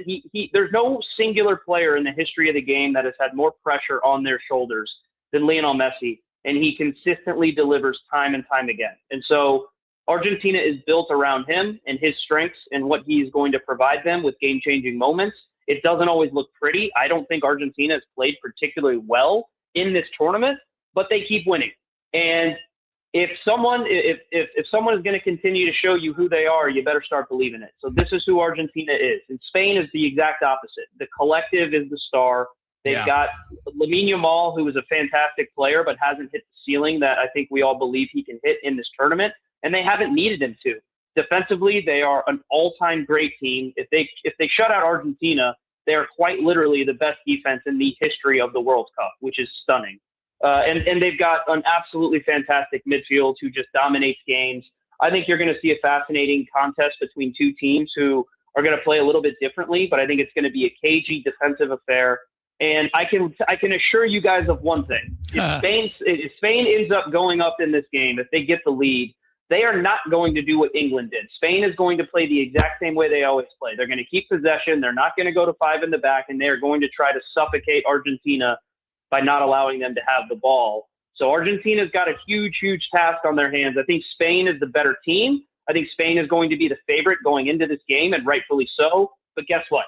The other team has Leo Messi, and that is enough for me to say Argentina has a chance. Yeah, Dax, he's so interesting. You talk about Spain. They've only given up one goal the whole tournament. That was to Belgium. So maybe Belgium was a little better than we thought here after they wiped us out. So give Belgium a little feather in the cap. Just real quick, back to the England-Argentina thing, because you talked about it, and I really noticed it. Now, I don't watch, soccer as deep in a lot of the people out there, but it was crazy to me, the first 10 minutes of that match, because I've seen NFL football that wasn't as physical as that football. Oh, yeah. And it really drew me into the match, knowing how much these guys, just don't like each other and how much they wanted to win. But then the interesting thing to me was what you just talked about.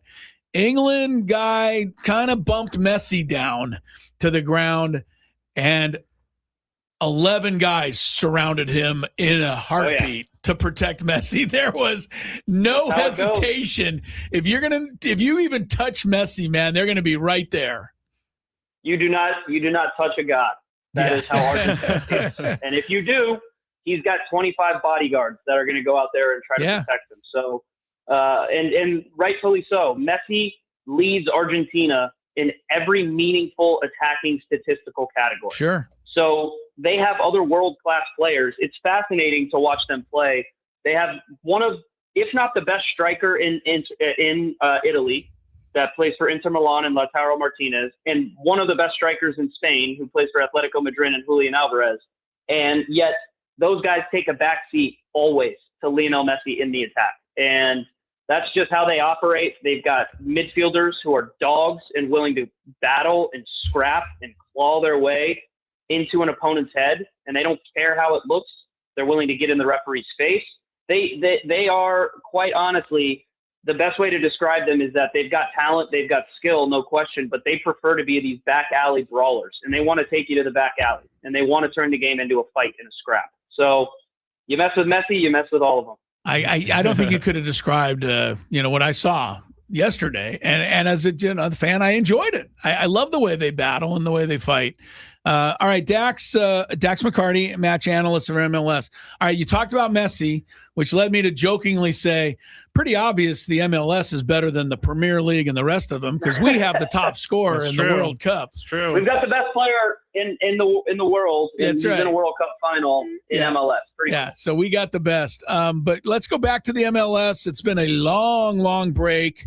Get us kind of caught up on where we're going to be once this World Cup is over and when we get back to to our stuff. And what have you been hearing about what the teams have been doing?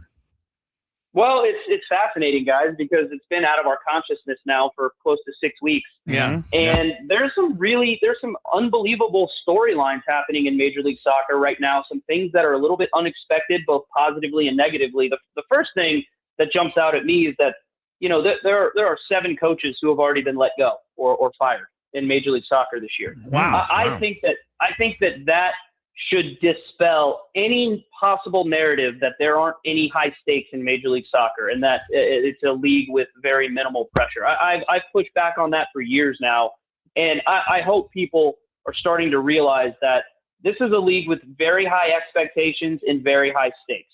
And if you are not prepared to be successful in the early part of the year because you think you can, work your way or sneak your way into the playoffs, I just don't think that's true anymore. I think teams have high expectations, and the coaching changes have proven that. We have a couple of really surprising teams who are hovering around the top of the table. The San Jose Earthquakes are one of the best teams in the league this year, and after where they were last year, I think that is a massive surprise what Bruce Arena has done there. In the Eastern Conference, Inter Miami is obviously close to the top, but you have a Nashville SC team who a lot of people thought would be a dark horse this year, leading the Supporters Field race. I mean, they've been excellent under BJ Callahan. They only have 1 loss on the season. And then a little bit of surprise. You've got some surprising teams who haven't done as well this year that you have higher expectations for. And I put San Diego in that category. Yeah. You guys are a San Diego show. I look at San Diego with great disappointment in how their season has gone up to this point. They're dealing with, for me, the most adversity they've ever dealt with in their entire existence.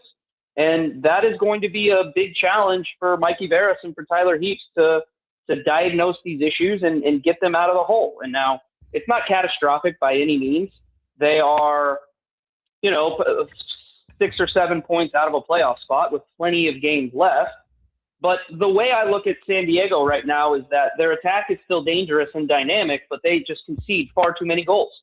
And they need to figure out a way to shore up their midfield, shore up their back line. I have no doubts that Anders Dreyer and Marcus Ingvartsen are going to continue to be dangerous and score goals, but you can't concede as many goals as they're conceding and hope to make a serious run at MLS Cup.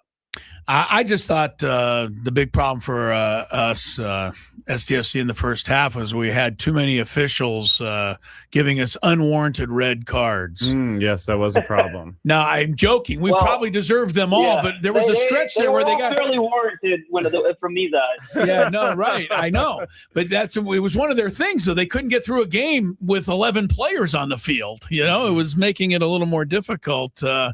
Hey, Dax, enjoyed it. And so are you going to pick Argentina, or you kind of just want them, or how do you see it? You know what, guys? What do you got? This game is really hard to call. Everything in my analyst eyes, like logically, screams Spain. Spain's the better team. Okay. They are the more complete team. I love the way they play. Their coaching, the style that they play is really difficult. Defense wins championships, yada, yada, yada. Yeah. I don't know how you can pick against what's happening with Argentina and Lionel Messi right now. It just feels like there's some sort of divine intervention happening where it's just meant to be. And that's not great analysis. That's just pure vibes. But I just can't analyze it any other way. I just feel like it's meant to be for Messi and Argentina. But it wouldn't surprise me if Spain wins the game, but I'm picking Argentina. Okay, now I thought of another question, and I appreciate you hanging in there. I know we only have 20 seconds. The pass by Messi from the corner over the head of one guy, in front of the head of another guy, onto his guy's head for the goal. Is there anyone else can do that, even think of doing it? Well, I'll put it to you this way. That's Messi's right foot, so that's not his strong foot. There's absolutely no one in the world that can do that with their off foot like Messi can. It was an unbelievable cross right onto the head of his teammate, Lautaro Martinez, who only had to put it on frame. Wow. He's an alien, guys. I mean, I don't know how many times we have to see it to believe it. He's an alien. Oh, I believe it. Dax, that's great, man. Thanks so much for the time. We'll catch up to you during the second half of MLS. Sounds good, guys. Thanks you so Thank you, much. Dax. Great stuff. Dax McCarty is really good, as everybody is from Apple TV MLS match analyst. I didn't even think of that the Messi pass was so good, and he didn't even kick it with his good foot. Yeah, I didn't think about that either. I can barely kick with my good foot, right, let alone my off foot. So he tossed that in there with his off foot. Man, wow. You think my kicking muscle hurt when I did the field goals? Yeah, my kicking muscle definitely hurt. Good thing Messi's kicking muscle is okay. It's fine. All right, we'll take a time out. We do get our Chris vs. the fans. No delays on that today. So that's coming up. 833-288-0973. Gwynn and Chris with only an hour to go.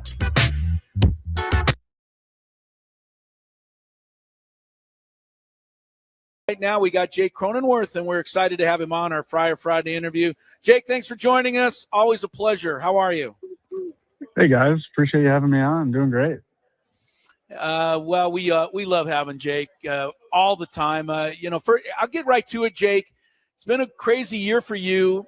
Take us back to obviously Anaheim and the hit by pitch and how that thing developed, because you were able to play for a week or so after, and then everything kind of went crazy there.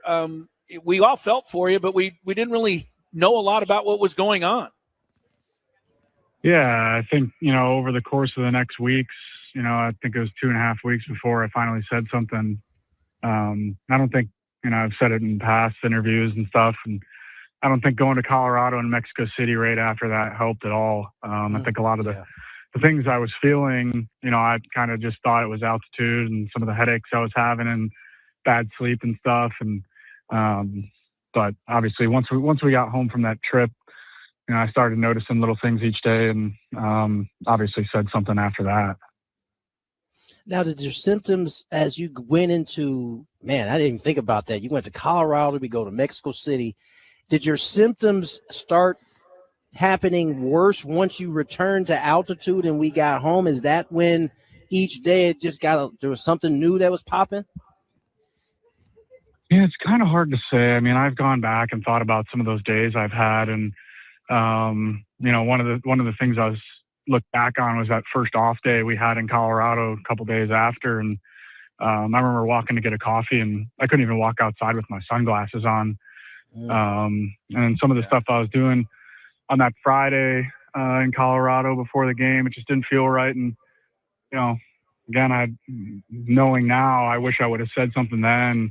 But yeah, I mean, once we got home from that road trip, obviously some things started popping up that were I was questioning why it was happening and what was going on, and talked to some people that I know that had gone through it, and they helped a lot with, kind of perspective on it and the decision I finally made to say something about it.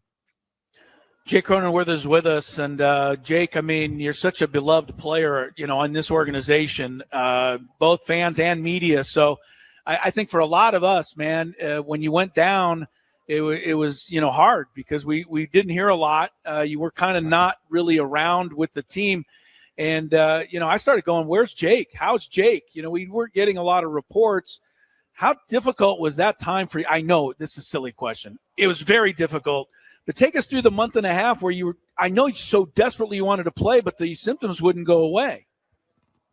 Yeah, I think that was the hardest thing about it is, as Tony knows, like, we're in such a routine. We're around the guys every day, and, you're having fun in the clubhouse, in the dugout, and obviously playing every day with these guys. And, to have that taken away and to not even be really able to be around them, especially with some of the symptoms I was having, that's the hardest piece. And watching the games on TV, and,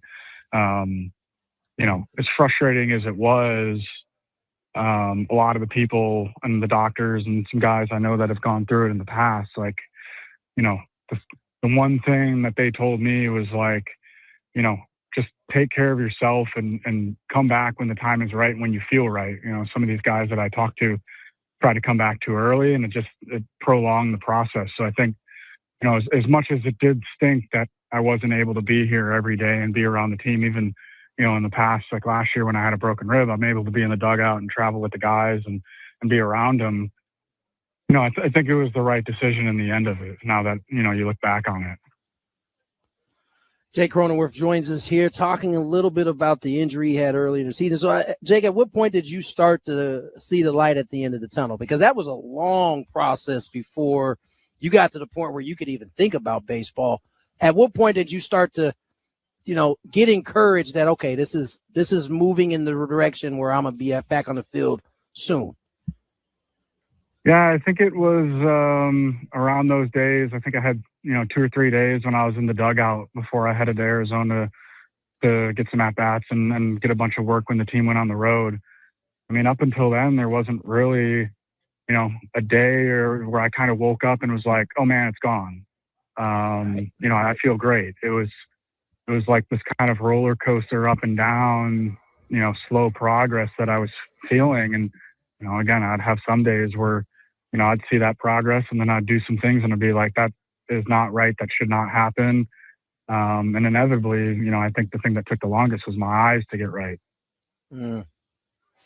Jay Cronenworth is with us. All right, let's move past all that because we are, and you are past all that. And Jay Cronenworth is back, and you're with the Padres.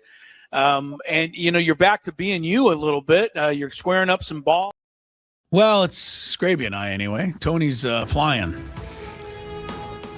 to Kansas City. Those wings. Yeah, short flight. San Diego to Kansas City. I mean, the hell, that bird went from Anchorage to Auckland, New Zealand or something. That plane's got nothing on that bird. Right. Padres and Royals tomorrow, kicking off the second half of the baseball season. I believe the game is at 4 o'clock, 5 o'clock tomorrow. It's at 5:10 tomorrow, so pregame starts at 4:10. Got it. So we're 2 to 4 tomorrow. We will have our Friar Friday. We'll obviously have Tony from Kansas City and kind of get back into everything. We are going to do Chris versus the Fans right now, but you may want to hang around. Because after Chris versus the Fans, it's something I just kind of ran across here. And, let me just say, I'll put it this way. If I read you a headline that said, former Padres closer calls Craig Stammen another failed project, I think you'd say, okay, that's probably just clickbait. It's probably overstating whatever it is somebody said. Would think it was overstating. Yeah, they just want you to click on the story. Yeah, and then the guy says, well, it's not going to be that. He's not that bad, but he's kind of bad. He needs a little work or he's learning. Yeah. But of course I clicked on it because it is clickbait, right? So that's what you do. You click on clickbait. Yes, we do. I got to tell you, the closer in question was incredibly critical of not just Stammen, but even more so of AJ Preller. I'm going to read you who it was and what they said after we do Chris versus the Fans. So let's go to that. It might be next segment, but don't go anywhere because you'll want to hear it. If you had one shot, one opportunity to take down the human almanac himself, howdy do. Now is your time. Listen to me, this guy is dangerous. Now is your opportunity to win a prize. Well, I hope you know what you're in for. Chris versus the Fans starts now on 97.3 The Fan. All right. Today, you're going to be playing for a qualification for the grand prize, a 2-night stay at Fontainebleau, Las Vegas, and $150 food and beverage credit. Oasis Pool Deck at Fontainebleau, Las Vegas has officially opened there for the season, offering a 6-acre elevated pool experience with 6 distinct pools and live beach. Enter to win a 2-night stay at Fontainebleau, Las Vegas, and a $150 food and beverage credit. To book your stay, visit FontainebleauLasVegas.com. Now, you have to make it, and the rules, you have to make it through 3 questions. Each question will get more difficult. If you get the question right, you move on. If you get it wrong and Chris gets it right, you're eliminated. But if Chris gets it wrong, then you move on to the next question, or you win. And if you're a first-time player, wow, that was almost Phantom of the Opera. I know. I got that from Andrew Lloyd Webber. I think it was Dominic on the chat said Andrew Lloyd Skraby after my rendition of That's pretty funny, actually. Yeah. Wow.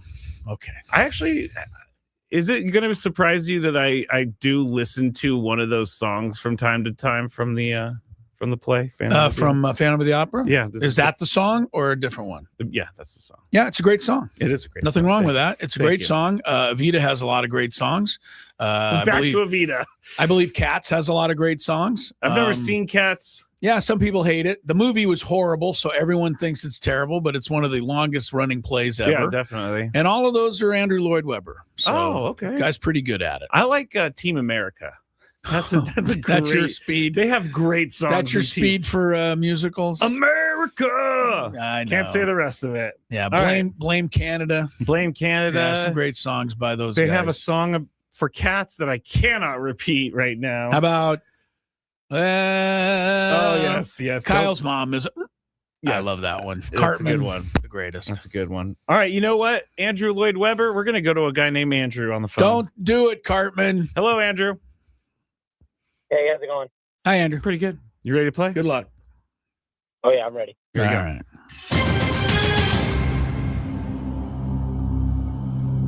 The Padres traded for Dylan Cease before the 2024 season. What team did they acquire him from? Chicago White Sox? There you Chicago go. White Sox is correct. Who'd they trade? Ooh, Anyone? I know This is Steven not Wilson went in. This is not official question. I just don't know. I know that Wasn't Steven it the Wilson. wasn't it the Oh, and Thorpe? then Drew Thorpe, and Yeah. then I think he got Tommy John Yeah, surgery. don't know what's happened to him. So there you be go. careful of the prospect stuff. You never know. You never know. All Okay. right, Andrew. Good job, Question Andrew. Number 2. I mean, sorry, Andrew. Steven Wilson. We all love that. We all loved him. He was great here. Right. He just fell apart in Chicago. Yeah. Didn't go well for him at all. He was a little bit more like just kind of an everyday Yeah. a reliever. He was good, but Yeah. nothing special. And when you can get Cease, you include You do it. it. Yeah. I still feel bad for him that he was like bags were packed for Korea and he had to That's take his right. bags off the plane. And, like Tony was there when they See, pulled and his didn't know stuff that he off just the got plane. traded. Yeah, that was. And by the way, the White Sox then were the worst team in baseball history. Yes. So that was a big letdown for Steven Wilson. All right, we're going back to Andrew. Question number Poor Andrew's like, 2. come on. Let's see here. Xander Bogaerts, we all know, originally signed to play shortstop, but he was moved to a different position to accommodate Ha-Seong Kim. 2024 season. What position was that?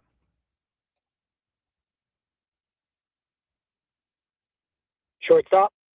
No, he was at shortstop. Yeah, he was at short. Where did we What move position him? did he go to? Yeah, where did they move him? Second base. Second Hey, base very is good. correct. They wanted to maybe move him to first base, but He said Xander no. Bogaerts famously pointed out, the closer you are to the line on defense, the closer you are to the dugout. Yes, that's true. And he was not really thrilled with the idea of first base. No, and he's back at shortstop. Yeah. All right, so let's get to question number 3. Padres also sent a couple of other minor leaguers in that trade. There was another name that was Samuel Zavala and Jairo Iriarte. that's the one that everybody was talking about. Yeah, but none of them really panned out. No. In a lot of ways, the Padres got Dylan Cease for free and then lost him for free. Basically. Yeah, that's So- how that went. Fair transaction. I guess so. All right. Question number 3. Kyle Schwarber went into the All-Star break, leading the league with 32 homers. Who holds the major league record for most home runs hit before an All-Star break?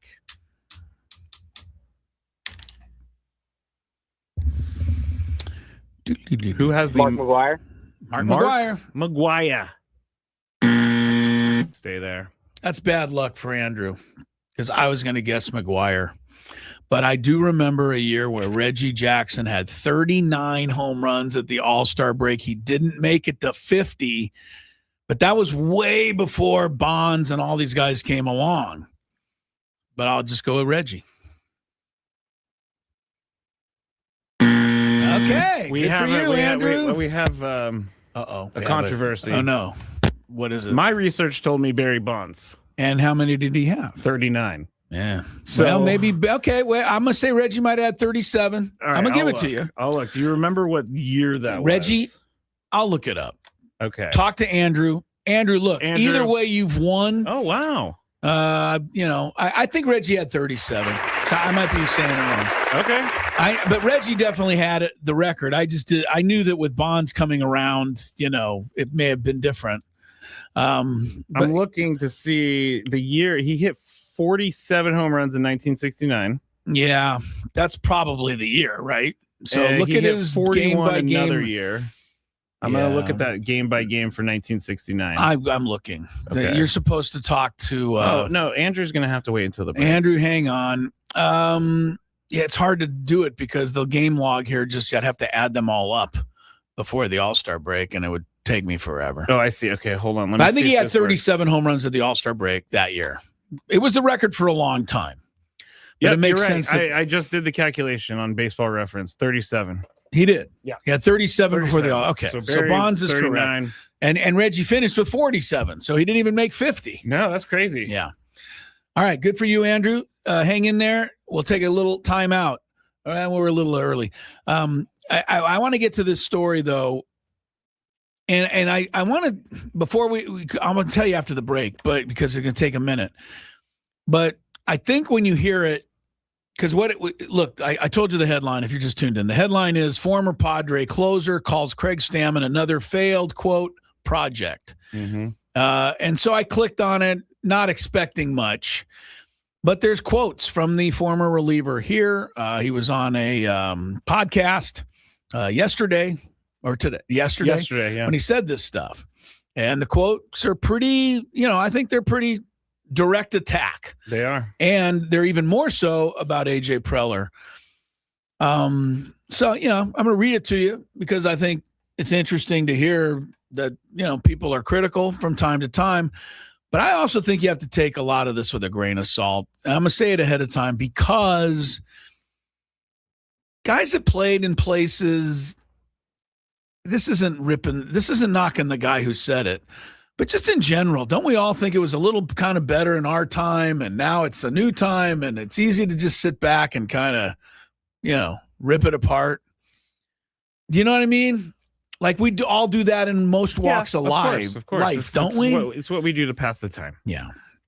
But I'm going to read it to you. So if you want to hear who said what, don't go anywhere. Gwynn and Chris continues.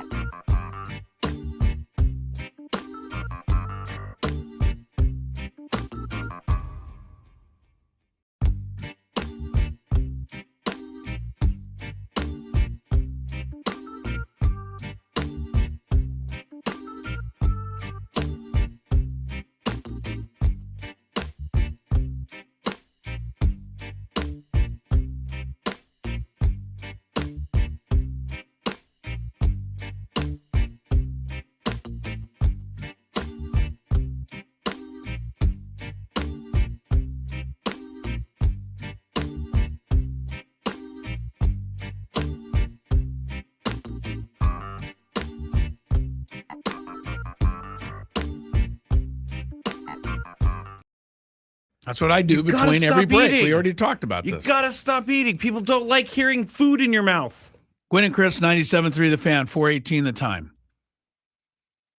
All right, so the headline was former Padre closer calls Craig Stammen another failed, quote, project. The closer in question is former All-Star Heath Bell. He was on the Wednesday episode of Friar Territory, a podcast that is co-hosted by Darren Smith, who is on with our the Roundtable show this morning on the Roundtable. And Marty as well. Marty, too. So, Bell kind of dismissed A.J. Preller's choice of Craig Stammen. Here's how it went, man. Because you're going to play a clip. Yeah, they played a clip of Manny talking about how Craig Stammen is done, and we saw this clip. He said that it's a short sample size, but he's done a good job. So it wasn't like a ringing endorsement, but it wasn't a terrible thing either. Okay. But so that's where this conversation So then came Heath from. Bell jumps in to comment on what correct. Manny said. Yeah, here it is. You gotta you know if your manager is doing, if you want to follow your manager or not. And I just feel like Craig's made a lot of mistakes and he's not sure what direction he's going. And unfortunately, this is another AJ, surprise or another project that just has not panned out. Yeah, and I think that's an important point. That was Darren jumping in at the end. But so that's what Heath Bell said. And he said, if you want to follow your manager or not, I feel like Craig's made a lot of mistakes. He's not sure what direction he's going. I don't think the first part of it is totally unfair, right? He's new. He's learning on the job. We knew there would be a learning curve, and he's made a lot of mistakes. I don't think that's a big deal, and I think Craig Stammen would admit that he's made mistakes. But I don't think any of us thought he'd be perfect anyway. But Heath Bell went on to say, I'm not sure what direction he's going.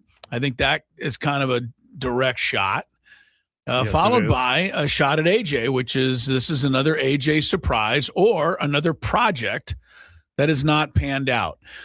In all due respect to Heath Bell, I don't know that you can grade Craig Stammen yet. I mean, to say that it has not panned out means it's over and done with and it has no chance of being successful. I don't know. I don't think it's going to happen. And if you listen to the beginning of the show, in fact, I think the opposite.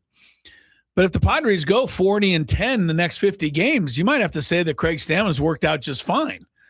So I don't know that you can make a determination. Yeah, you have to wait till the end of the year. And Heath Bell went on to say about A.J. Preller, and this I don't think is fair, but it's okay. It's his opinion. Every project that he has done has not worked. Every manager that's had manager experience has left early in their contract. That's accurate to a certain extent. I think it's accurate, right? Schilt left early. Melvin left early. Or did they leave? Or was it kind of a parting of the ways? Yeah. Mutual parting. And then and by the way, Mike Schilt retired. So right. But that doesn't mean Heath Bell's wrong. He said every manager that had experience has left early. Okay. So however they left, they left.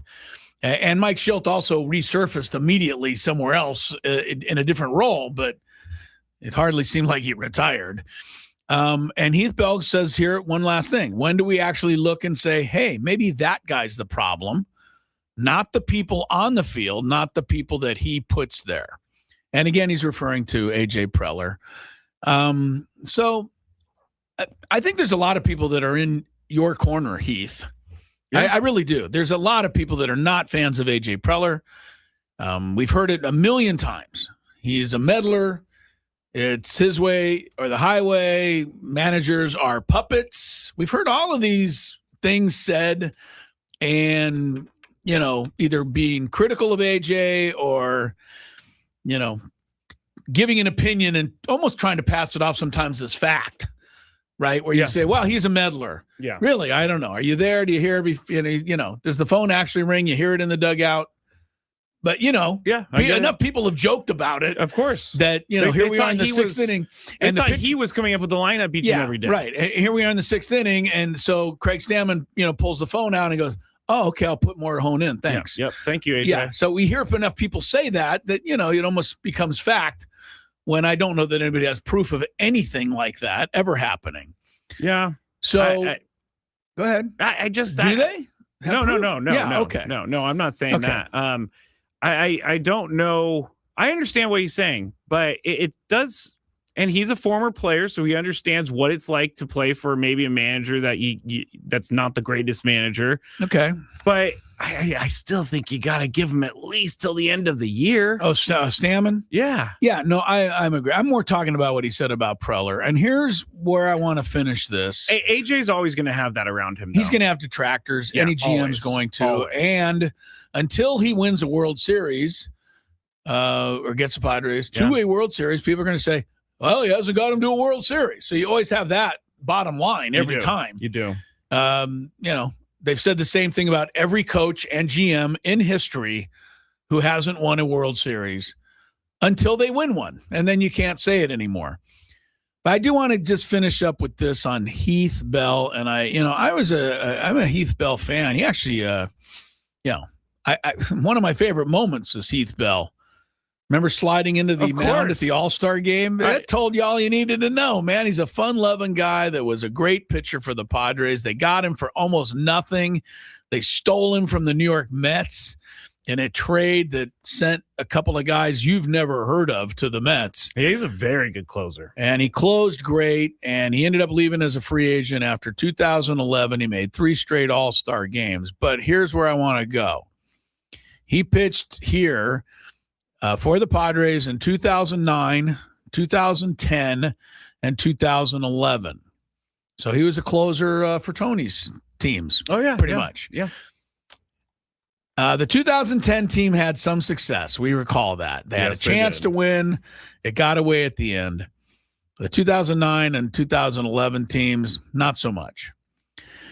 I don't think it's fair of somebody that was part of the organization during some mostly down times to be overly critical of a GM who's been the GM here during the last 6 years anyway, the best times.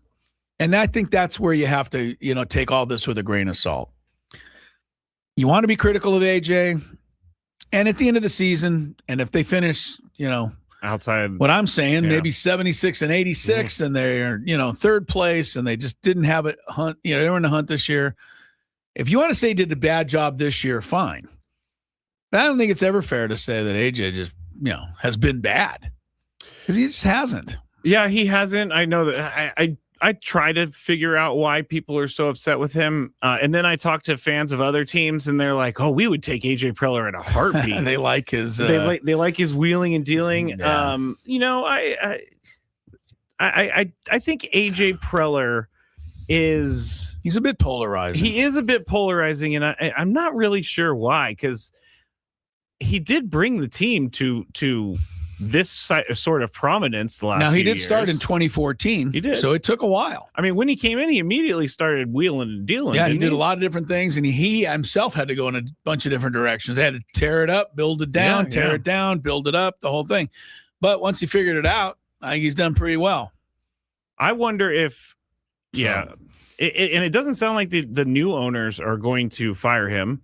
They're already discussing the draft and things like that, according to reports. So we'll see. Yeah, I think also the goalposts have been moved for the Padres. It is no longer okay to just have a winning season, and the expectations now are a playoff every single year, and I think that's fair. So when you have those expectations, everybody's going to get criticized when you're not getting there. Pretty accurate, Skraby. I must admit. Thank you. Coming from you. Thank you. But are Heath Bell's comments out of line? I'm not going to go that far either. I don't think they're out of line. I don't think they're out of line either. There's a lot of people who feel how he does, or at least how he said he feels. I don't know how he really, how much this all, keeps him up at night. But I would hope not much. Yeah, I know. But I think, just saying that Craig Stammen, I want to read the quotes because I don't want Heath Bell listening to this and thinking I'm misquoting him. So I'm trying to read it directly. But when you say I feel like Craig's made a lot of mistakes, I'm okay with that. Yes. I think he's not sure what direction he's going. I think that's an opinion, which may or may not be right.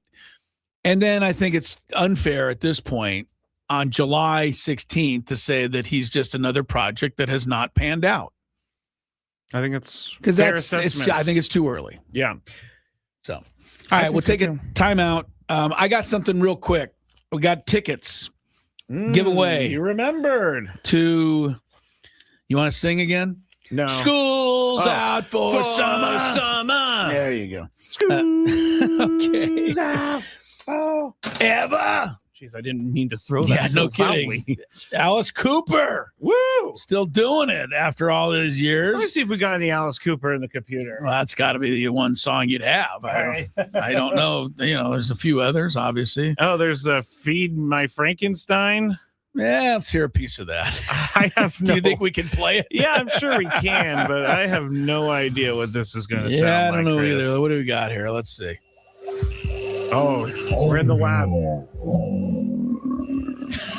What? Yes, I know you're hungry. Okay, I can't play any more of that, Chris. I cannot. That is creepy. Well, School for Summer in there? No, it's not in there? Yeah, I'm going to go grab that one next. That's all right. Because that was creepy. All right. Anyway, we said the other day, Alice Cooper, classic artist, and there we go. Yeah, good song. Great golfer, and also you get to see the concert. And one of the reasons I'm delaying just a tad, Skraby, is I can't find the read. Oh, it's where's he playing? It should be at the top. I'll read it right here. I don't have the right document open right now. No. It's okay. It's okay. I got this. We need to promote this properly since here we go. Okay, thank you. you. He'll be at the Cal Coast Credit Union Open Air Theater on November 17th. I can't. Oh, there's my sheet. Tickets at Ticketmaster.com. Or you win a pair right now. Who was the last pitcher in baseball to throw a complete game no-hitter? Who was the last pitcher in baseball to throw a complete game no-hitter? Remember the word there, complete game. One pitcher. Yeah, it can't no-hitter. be okay. Not a combined. I actually think I know. You might know. If you know out there, call us at 833-288-0973. And your school will be back in for summer.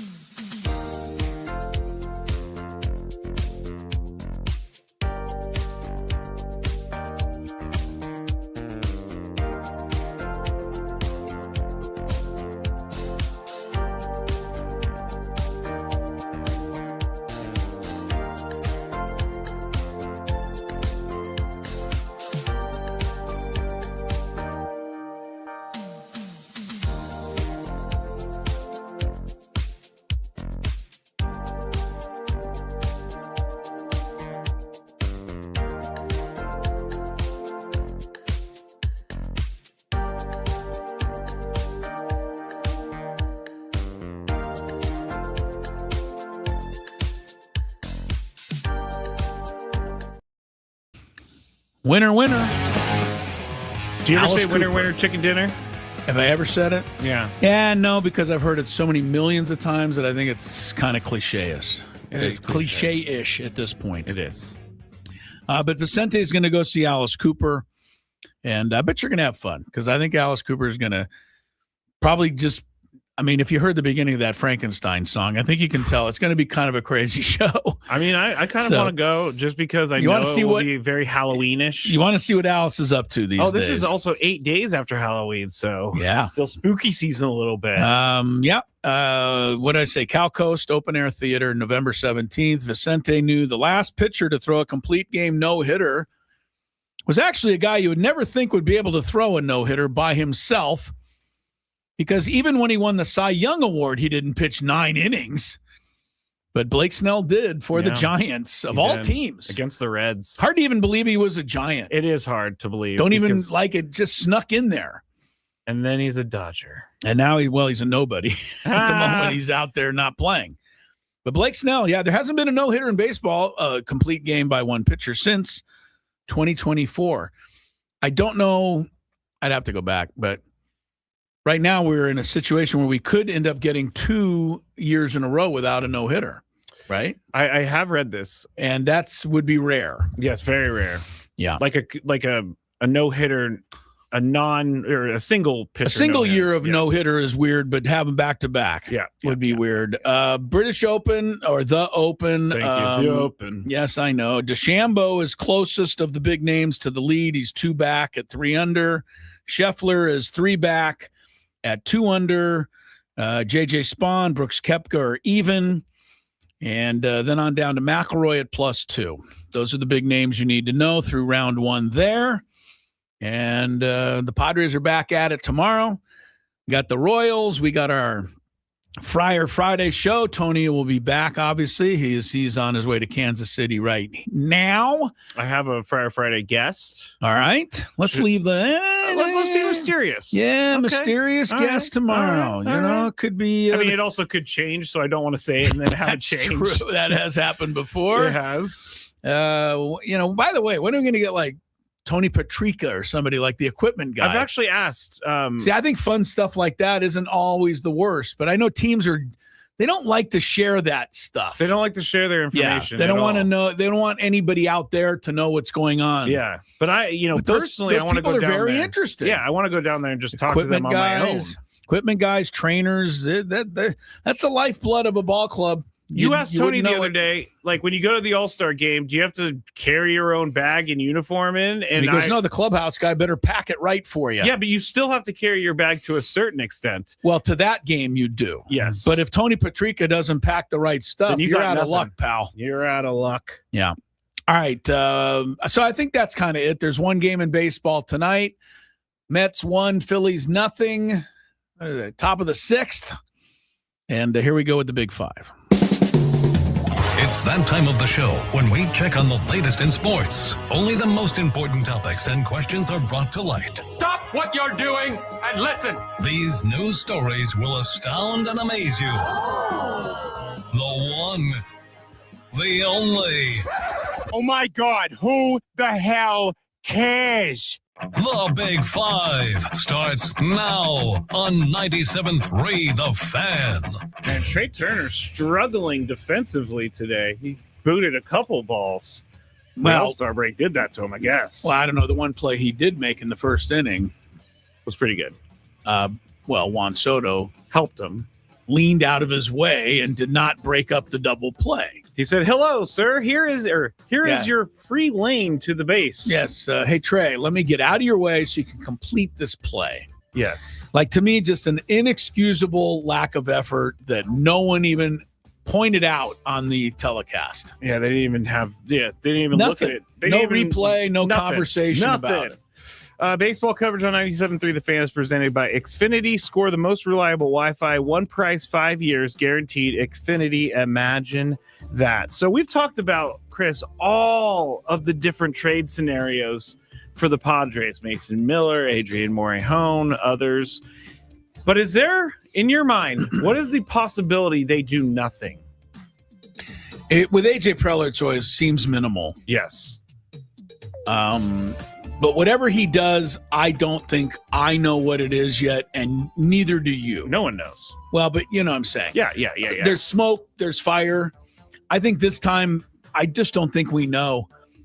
I think the hardest thing to predict is what may happen, and the reason for that is because some of the guys that would be most kind of intriguing are guys that are under these huge contracts that are really almost untradeable. You mentioned Bogarts. Yeah. They would love to do that, but who's going to trade with them? I don't know. Not that. And because the guys that aren't under the big contracts, Ty France, Gavin Sheets, Miguel Andujar, Campusano, they've actually been pretty good. They have.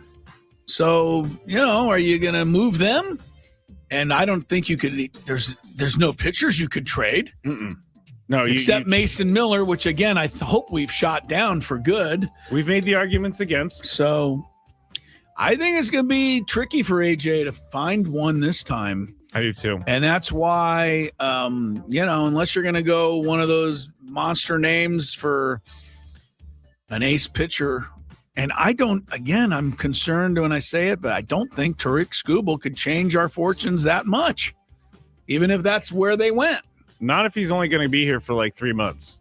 Yeah, that would just be a waste of Cruz Schoolcraft or whoever they gave away. Ethan Salas, say.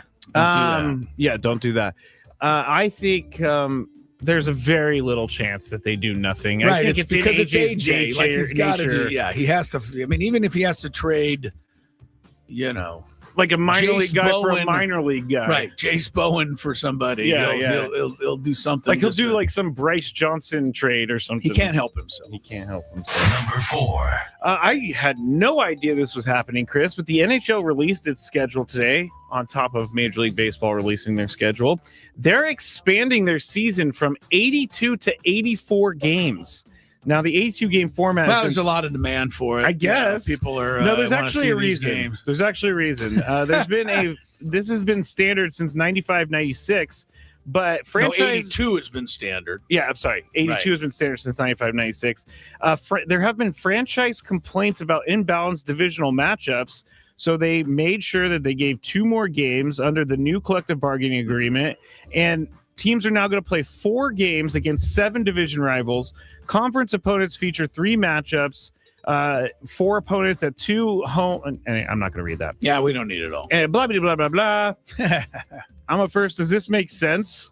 Seems really weird to add 2 games. And I looked to see if players are getting paid more for this, and I would only assume that they're getting paid for 2 games more. A minor adjustment. Minor adjustment, but I did not see any indication that they were. I'm going to keep trying to look into that. I don't think the players put up much of a fuss. This is something the owners want because they want more rivalry games. And they want an even amount of home games. So 42 home, 42 away. Yeah, I don't mind the rivalry games. I like them.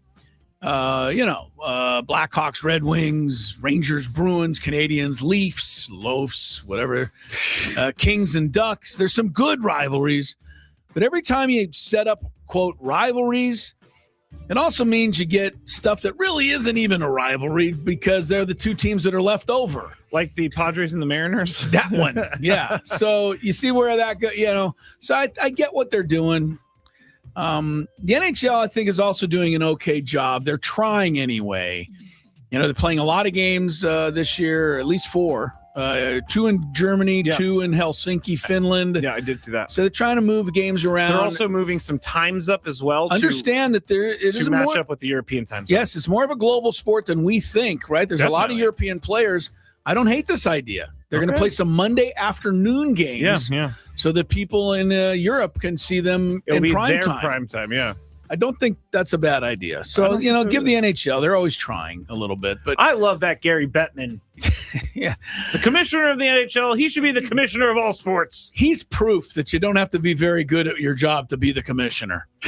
That's all I can say. For as long as we've worked together, Chris has been talking trash about Gary Bettman. Well, because I feel like he's representing a sport I love, and I don't think he does it great. He's doing better, I think. He's making some better decisions. Maybe. Number 3. Conor McGregor thinks that his TKO loss over the weekend should actually be ruled a no contest, and all the bets should be returned. Experts say this can't happen because they've already paid out bets and all of that stuff. Remind us what happened. So here. 69 seconds into the fight. Or something? He hasn't. They're saying that he tore his ACL. He's saying that he's going to get the results back of his MRI like soon. So he injured his knee 69 seconds into the fight, and they had to stop the fight. It was over. It was ruled a technical knockout loss because he could no longer continue, and it was not an illegal move. He's saying that they shouldn't even have counted the fight at all because he should be a no contest. And there should be grace period for bets. He said they should get all their money back, which I wonder how many. Wonder how much money he bet on himself if he's saying yes. This. Chris, should the fight be a no contest and bets be returned? Yeah, I don't know that you can do it. There's two sides to this, by the way. If you called it a no contest and returned all the money to the losers, yeah, would you then have to collect all the money back from the winners? That's what I'm saying. Because you had to not pay gonna out. Happen. You had to pay out people who won. Yeah, if you're on your app, it pays you out like that. Like it pays you out immediately. So if I bet the other guy, what are you gonna? I'm gonna look at my account. You're gonna take the money back? I guess they could if they did say it was a no contest. But what if you withdraw your money real quick? Are they gonna send you to court to like pay back FanDuel or whatever? Yeah, it's a slippery one. But I don't think it's a. I don't think it's a ridiculous notion that he called it a no contest because he really didn't get TKO'd. He tore his ACL, if looks like what it is. So that's, did the other guy have anything to do with that? Yeah, I didn't see it. No, but. Conor McGregor, he did this weird kick and then he landed on his knee and went down. Yeah. But so I see what he's saying, but I don't see how they're going to, the dynamics of it don't play out. I don't see what he's saying here. Okay, yes, I do see what he's saying here, but I think it's ridiculous. You lost. This is a way for him to I don't know, cope with the fact that you're old now. You're old and done. I want you to look at Conor right in the face and say some of that. He will punch me in the face. And then I'll come and scrape you off a sidewalk somewhere. This is him coping because he cannot accept that his career is over and that he's old. And I bet you he had friends betting on him. He had money on himself. I said it the other day when we brought him up. How this man is out of jail is the story. Like, how has he pulled that off? I think the best part for me is he's committed like 20 crimes, and there's video of all of them. There is video. So some judge somewhere says, "Yeah, not enough yet. We'll put you on probation." He's got to be on probation for the next 30 years. Probably. Yeah. Number 2. All right, so I saw this headline earlier today. Netflix's first home run derby least watched in 20 years. I immediately, there's hope for us, Skraby. Immediately thought of Chris. Yeah, this is good. And so I clicked. I wanted to see how bad the viewership was. Yeah. Monday's home run derby drew just 5.3 million viewers on Netflix, marking the least watched edition of the event since 2003, when the derby earned. Sorry. They didn't see any of those. What are you talking about? A Schwarb bomb. Oh, yeah. He just belted. Don't wait. What's he stopping a second for? He didn't get that out? I guess not. Oh, wow. Sorry, my bad. No, that looked like it was out. Yeah, when he swung, I thought this was sailing out of the stadium. It looks very foggy there, too. And I think even Schwarber isn't sure. The fans are saying it's a home run. All right, so back to this. Yeah, back to this. Oh, now we're watching to make sure it is a home run. Here. Yeah, he hit the top of the railing. That's a home run. Hit above the player. No fan touched it. That's a home run, right? I don't know the ground rule, but yeah, I think it's a home run for Schwarb. Yeah. Anyway, I love Schwarb. Go ahead. Home run derby. 5.3 million viewers on Monday. What was the previous? Okay, so low? here's the whole thing that I want to bring up. Last year they aired it on both ESPN and ESPN2, and they had 5.73 million viewers. So there are only 400,000 more viewers last year on a network television than what Netflix is. With an extra network. Right. So my question is, Chris, is this title guilty of clickbaitery? And I'm going to say absolutely, because I don't think 400,000 viewers less counts as a major shift in the watching of the home run derby. Yeah, I'm gonna agree. I don't like to agree, but you're gonna agree. What I wish is that like 50,000 people watched it on Netflix, and then we could, start telling baseball and the rest of these sports that they can't put their stuff on there. If you but go the 2 bottom million line viewers, is they can keep putting their stuff on there because enough of us keep watching it. If you go 2 million viewers then that's a major drop. Right. But, then they have to think about it. All right, real quick. Number 1. We're going to have the roundtable replay during the happy hour, and the happy hour. How dare they not count that a home run for the Schwarb? That is ridiculous. Come on. It hit the top railing. Schwarb only gets a double out of it. The happy hour is brought to you by GL Pools, the swimming pool experts, trusted by thousands of San Diegans since 2006. The baseball season is in full swing, and so is swim season. Make sure your pool is ready. Call now and mention radio for 20% off new service plans in 2026. All right. Here's my final question, Chris. By the way, Mets still won nothing because the Schwarb bomb is ruled a double. I'm honestly flabbergasted that was not a home run. When he hit it, I thought it was honestly one of those ones going out of the whatever out of that the stadium. Yeah, it looked like it was just launched. So there's a new movie coming out. I think I'm a little interested in seeing it, but The Odyssey, Christopher Nolan, based on was it Matt Damon's Homer's in Odyssey? it. I know that. Here is the question. Oh. Do you think movies like The Odyssey should be with no-name actors?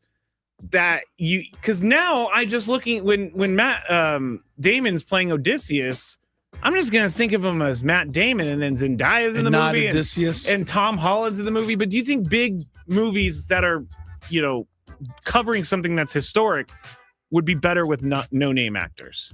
They might be, but nobody'd go to see them. And The Odyssey was a picture that couldn't be made if you didn't attach a name like Matt Damon. That's the problem. All right. There's too many people that aren't going to see the movie if they don't recognize who the actors are. All right. You might. There's certain subjects that I like enough that I don't need a big name actor. Yep. But most of us want a name and somebody we're familiar with. Yes. But I think on the surface, what you say is not bad. All right, thank you. That is it for the show. We have the roundtable replay coming up next, and Skraby show at 6 p.m. We'll have our Friday guest tomorrow at 2 p.m. All right, Tony will be back. We'll be back 2 to 4 before Padre baseball. See you then.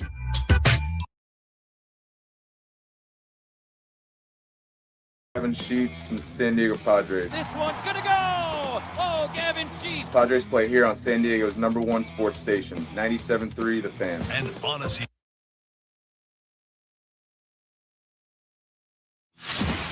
It's time to talk Padres baseball. This place is electric. Our 97.3 The Fan staff is together to break down everything, both on and off the field, with the San Diego Padres in our commercial-free Epic Padres Roundtable, sponsored by Epic Wings.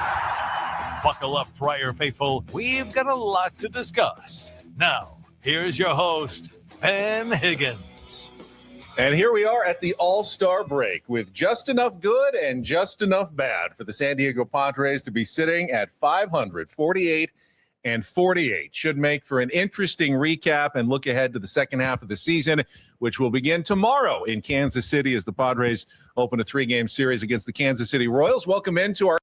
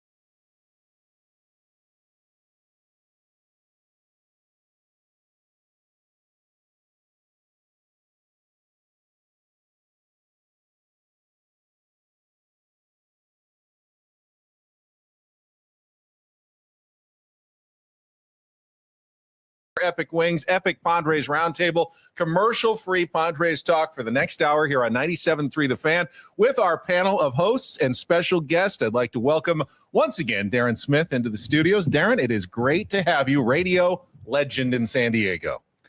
Very kind of you, Benny. I appreciate it. It's good to be here amongst all these brilliant broadcasters. Yes. So I'm just trying to learn a little bit, absorb some knowledge from you guys. Does Darren have any idea that when you were gone 1 week, the seventh inning stretch question was who, of the panel, the question was who inspired you? Who did you feel like you learned from in this business? The two guys on the end both chose Darren Smith. That's right.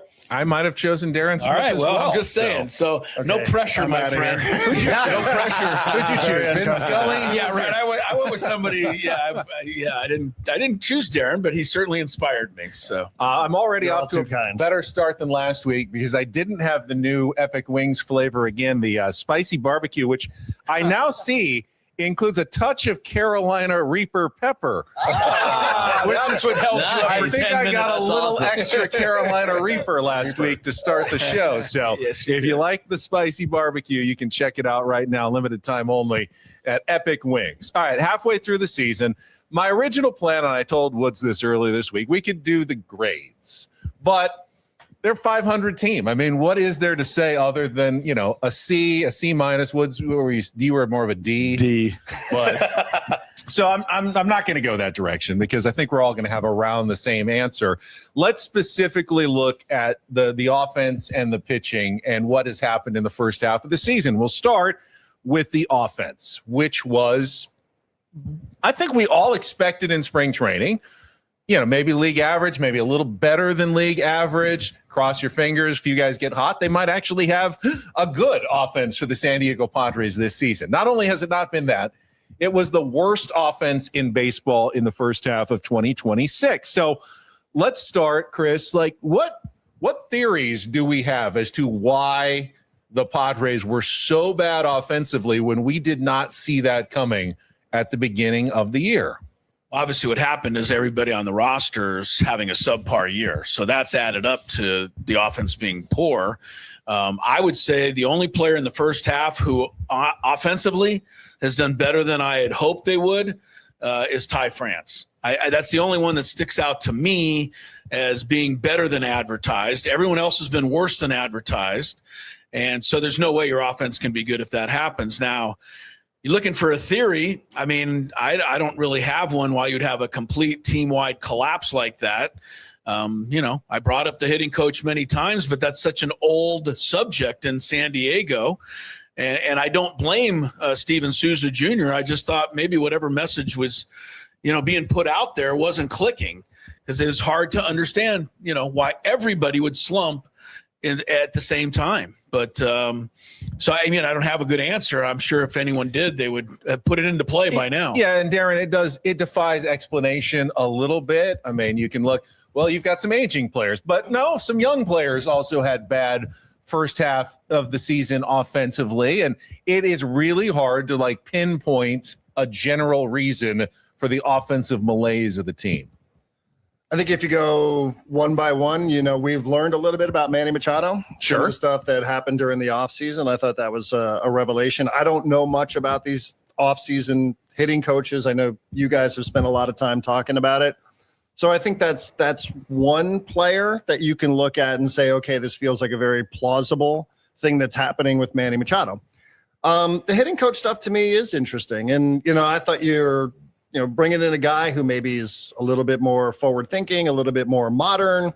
Everybody wanted to see the team slug a little bit more, right? That was the thing we all left the season saying last year was you got to figure out a way to hit the ball more, stop bunting, more slugging. Was there an overcorrection? Did the team try to do too much to overcorrect to get themselves slugging a little bit more? Not quite sure. But listen, the hitting coach that's no longer here is with a really good team, and that team is, last I checked, still top 10 in statistics, and this team is bottom 5 in all of them. So I just think, because respectfully to Chris, I understand the topic of the hitting coach is tired. We're fatigued by it. But just because we've burned through a lot of hitting coaches doesn't mean that this guy gets a pass for me. Fair. Yeah, it's fair. And I make a lot of blanket statements on the radio, and I'll wear that. Certainly. I will always kind of put the blame and the credit with the players. And at that level, especially, like if my team doesn't hit that I coach, that's kind of on me, sure. Right? Like they get paid a lot more. These guys get paid a lot more money. And so, my blanket statement of it's always the players, it's always the players. I think there's a little bit of nuance to that, certainly. But, you look at just how unpredictable baseball can be, and there are teams that mashed last year that aren't mashing this year with the same staff. My thing, I've been so tired of the revolving doors, manager wise, hitting coach wise, that at some point you can bring in anybody. These are the guys that are going to have to figure it out, and your hitting coach certainly is giving you ideas, data, what it looks like. When you go up there is no time to think about any of that. Are they training the wrong things? I don't know. I talked to somebody and they said it seems early in the season they were focused on zones, right? This is the zone. Now it seems like they're back to hunting pitches, which I don't know why that would ever change, right? Like, I don't think you can tell Manny Machado, hey, stop hunting that hanging slider or stop hunting that middle end fastball that you like so much, and him go, oh, okay, sounds good. I got 15 years in the bigs. I'm going to listen to you who hit 212. So it's hard for me to put it on Souza. It's easier for me to say, you see ball, you hit ball. You've done this your whole career. Is there not a catch-22 here that we hear about Manny working with Teacher Man and getting off track in the offseason? We certainly hear the rumors that Fernando Tatis Jr. was working with his dad who wanted him to hit more line drives and higher average. And then as the season has gone on, both of those guys have had to fix things, presumably with the help of Steven Souza Jr. Correct. Who had like a mess on his hands at the start of the year and has had to tirelessly work the last 3 months to get his most important offensive players going, which, by the way, he has. And they are. I mean, Manny's red hot. Fernando has been the best offensive player the last couple of months, and not a single person in San Diego goes, nice job, Steven Souza Jr., fixing the mess that you inherited at the start of this season. Which proves me right, because, again, I'm giving him zero credit. I'm also blaming him zero. Same with the managers for the most part. Managers, they have to make decisions, but there's no hitting coach on the planet that is making decisions for his hitter. There's not one hitting coach on the planet that is making a decision for his hitter in that moment of it's me against you, right?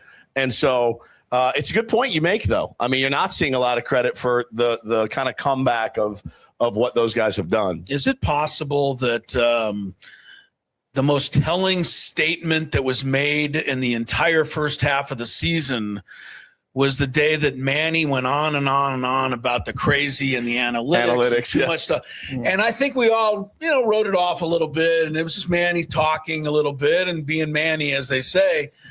I just wonder now that we're, halfway through, if that was just his way of saying that has been an issue all year long without actually saying those words, and wondering if this team, in his mind, has been overanalyzed, overinformed. And I just wonder if, should we read more into it than, because we kind of let it go at the time. But, and Braden, I want you to chime in as well. It's not, not just coaching or what the front office is saying has been a theory. We heard, Saras talk about the Padres have just faced nastier pitching than anybody in the first half of the season. They play at Petco Park, which is notoriously bad for offense, especially early in the season. Is this just a giant confluence of a lot of different things that kind of conspired against the Padres offensively in the first half of 2026? Yeah, I think it is kind of a collection of a lot of things. You mentioned the fastball, situation where they're facing the fastest pitching out of anybody in Major League Baseball. That's definitely going to knock you down a notch. I mean, you're not going to be one of the better hitting teams when you have to do that. I would like to see how everybody else in Major League Baseball would do against, seeing Mizorowski and seeing Skeens and seeing all the best pitchers, just via fluke. And there's years where they've missed those guys and they've done a lot better for years. Right. Yeah. So first time facing was this season. I think that's a part of it. I think a little bit of the aging, even though their metrics for like swing speed and exit velo are not catastrophically bad. I think you're slowly starting to see that because obviously, Xander Bogaerts and Manny Machado are not they're not going to be being better. They're not going to be better this year than they were, 3 or 4 years ago, or, maybe at the height of when Xander was with the Red Sox. I think that adds a factor. The other thing too, is just the inconsistency of like when they wanted to grind out at bats and pass the baton, and days that they wanted to do that and days they didn't. I mean, I know we don't like comparing stuff to the team up north, but every single one of their at bats in every single game is, I'm not swinging at that pitch 3-1 right now because I got a guy behind me that can hit. And Freddie Freeman did that in that one at bat here that Rodolfo Duran probably should have challenged that last pitch. I mean, Freddie Freeman had an at bat where he looked at pitches that were close to the zone and he's like, I'm not going to swing because a walk gets me a run and I can give it to the next guy who's going to do damage.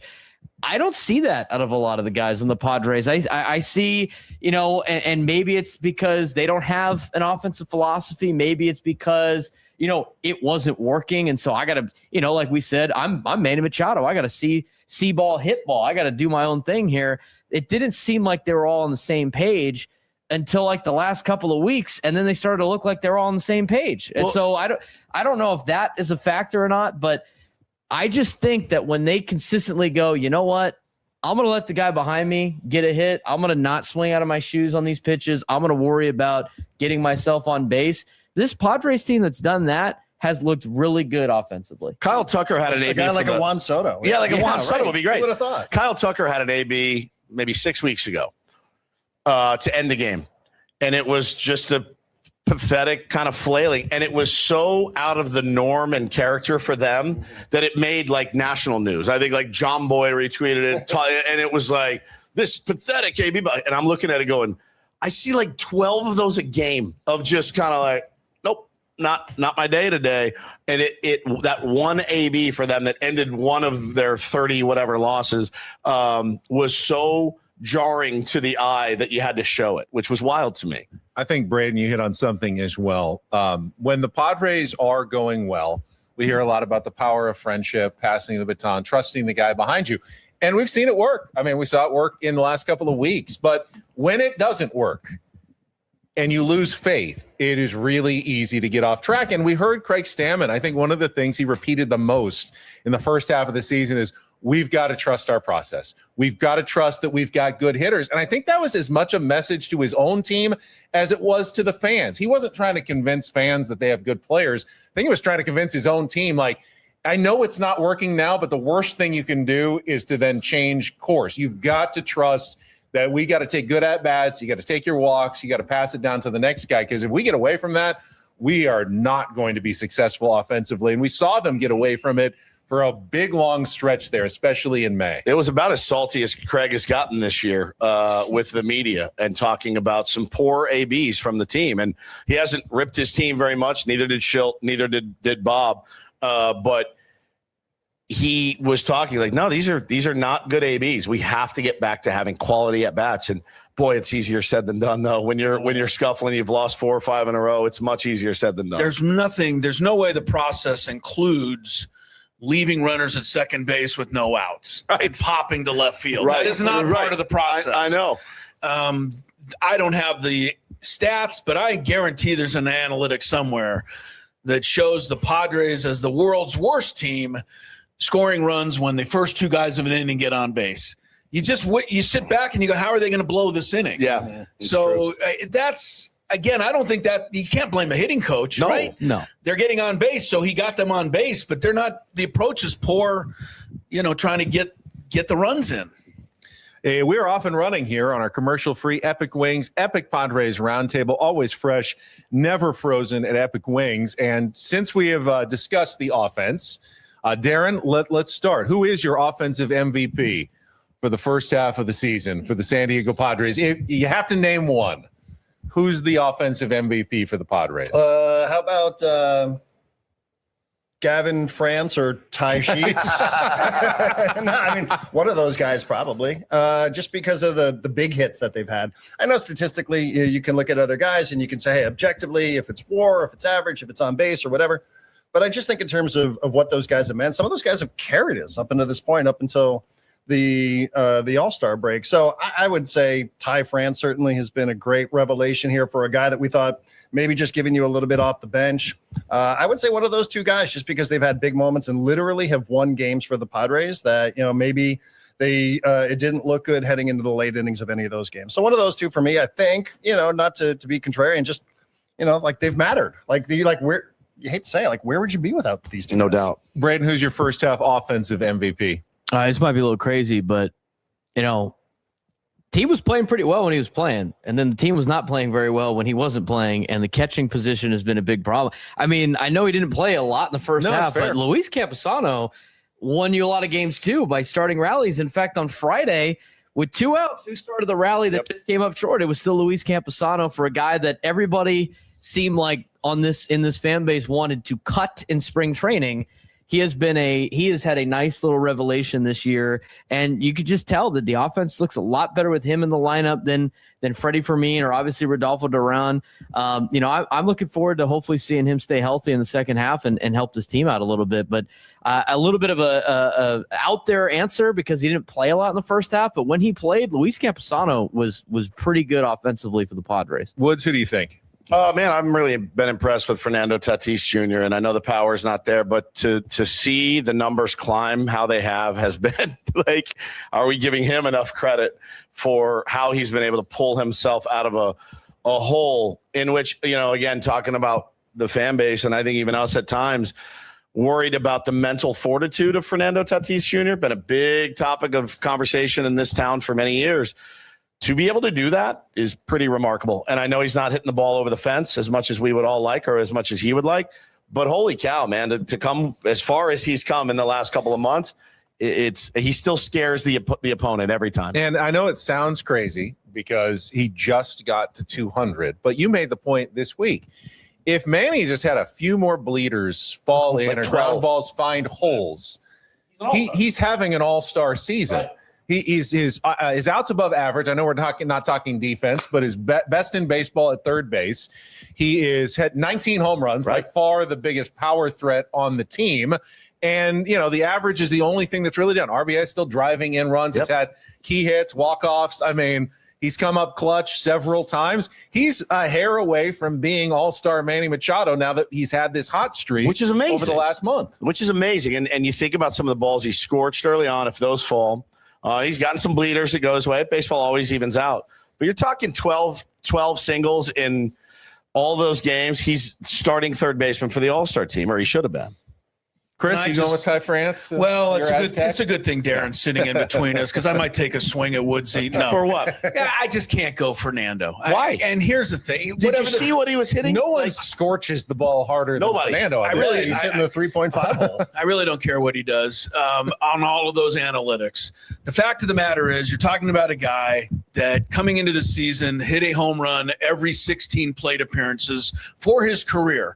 That includes the before PED thing and the years after. One every 16 plate appearances. This year, he's won every 80 plate appearances. It's one of the biggest mysteries I think I've ever seen. Well, look at Cal Raleigh. I don't get it. Look at Cal Raleigh. He had 60 bombs last year. He's got what? Double digit. I don't know. He's got double digit issues for sure, but for sure. I mean, and it's more for me about pulling yourself out of that hole. Obviously, the home run ball isn't there. I acknowledge that fully.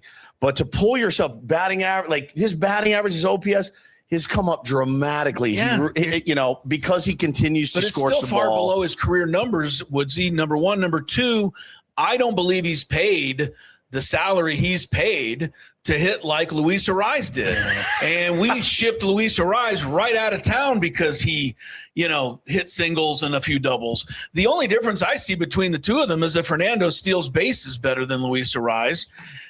We're not going to ship Fernando out at the end of the season, are we? No, I don't think so. I actually think the base running is where he gets dinged a little bit. I mean, sure, he leads the team in base running. Mistakes. He gets caught this year at least. Yeah, I mean, it's weird. Wouldn't you on this team try to make something happen every chance you could if you had it in you?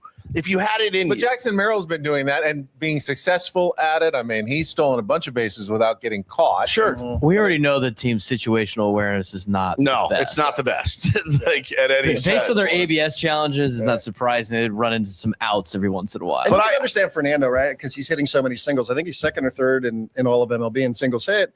That he's there. He's like, well, I'm used to hitting for power, right? This is what everybody wanted to see. This was the whole statute contract. Right. This is how I was sold. This is how I was presented.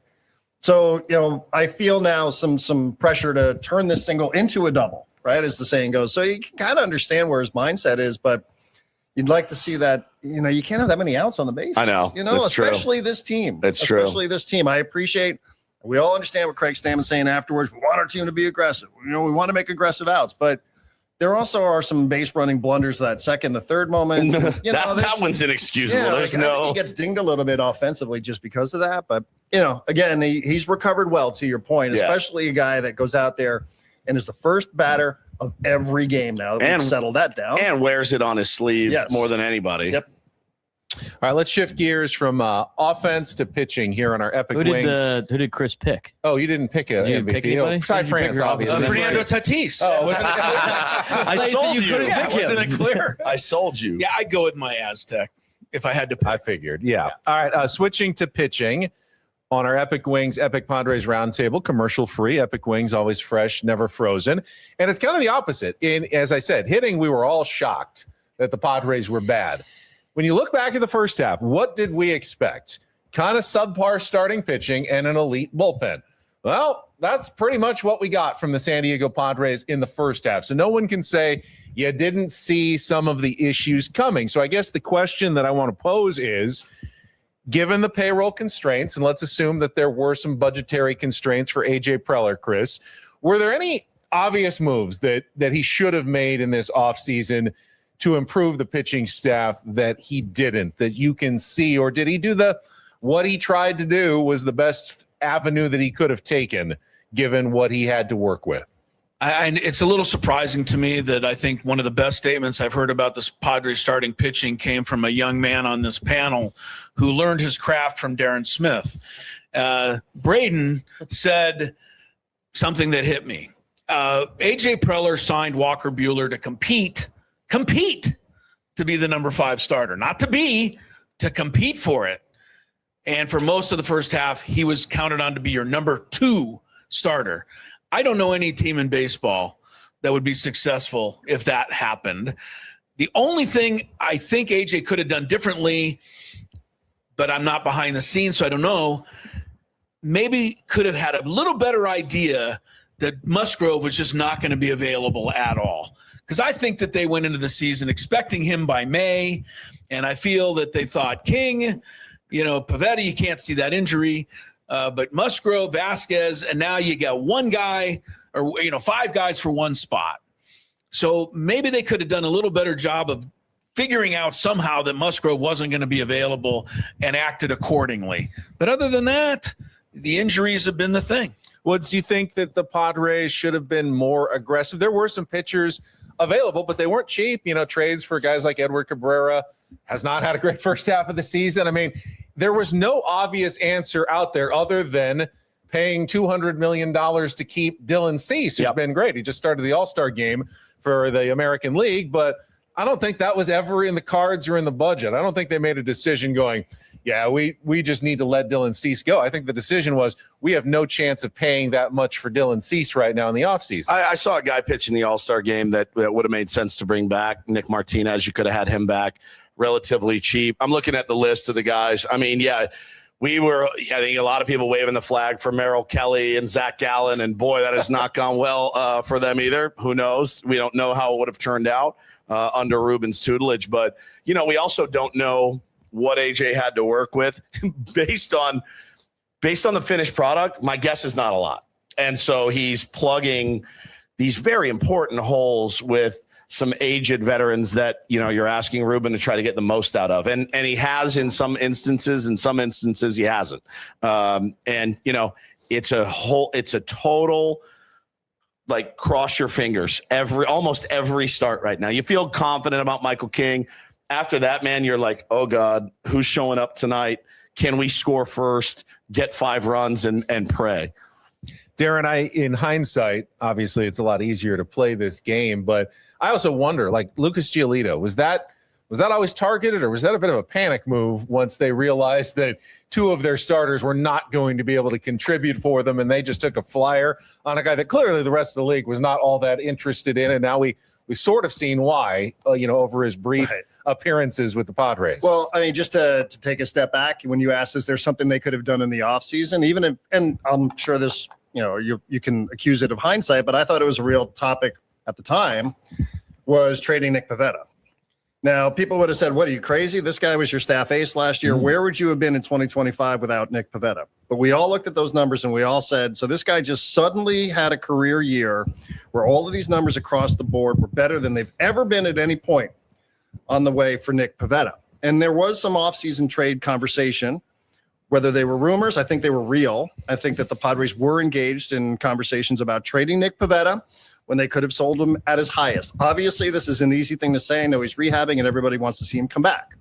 But there's also that clause in the contract that Dennis Lynn reported. Did you guys see this? That if he's not back by August 22nd. Becomes a club option? Yeah, like if he's not back by August 22nd, then that voids the player option, which is just insane. So they knew that this guy potentially, like every pitcher, that there could have been some issues, and there had been some issues in the past. So whether it was the Mets or the Brewers, there was some trade talk involving Nick Pivetta where you could have sold him at his highest, and you could have done it for depth.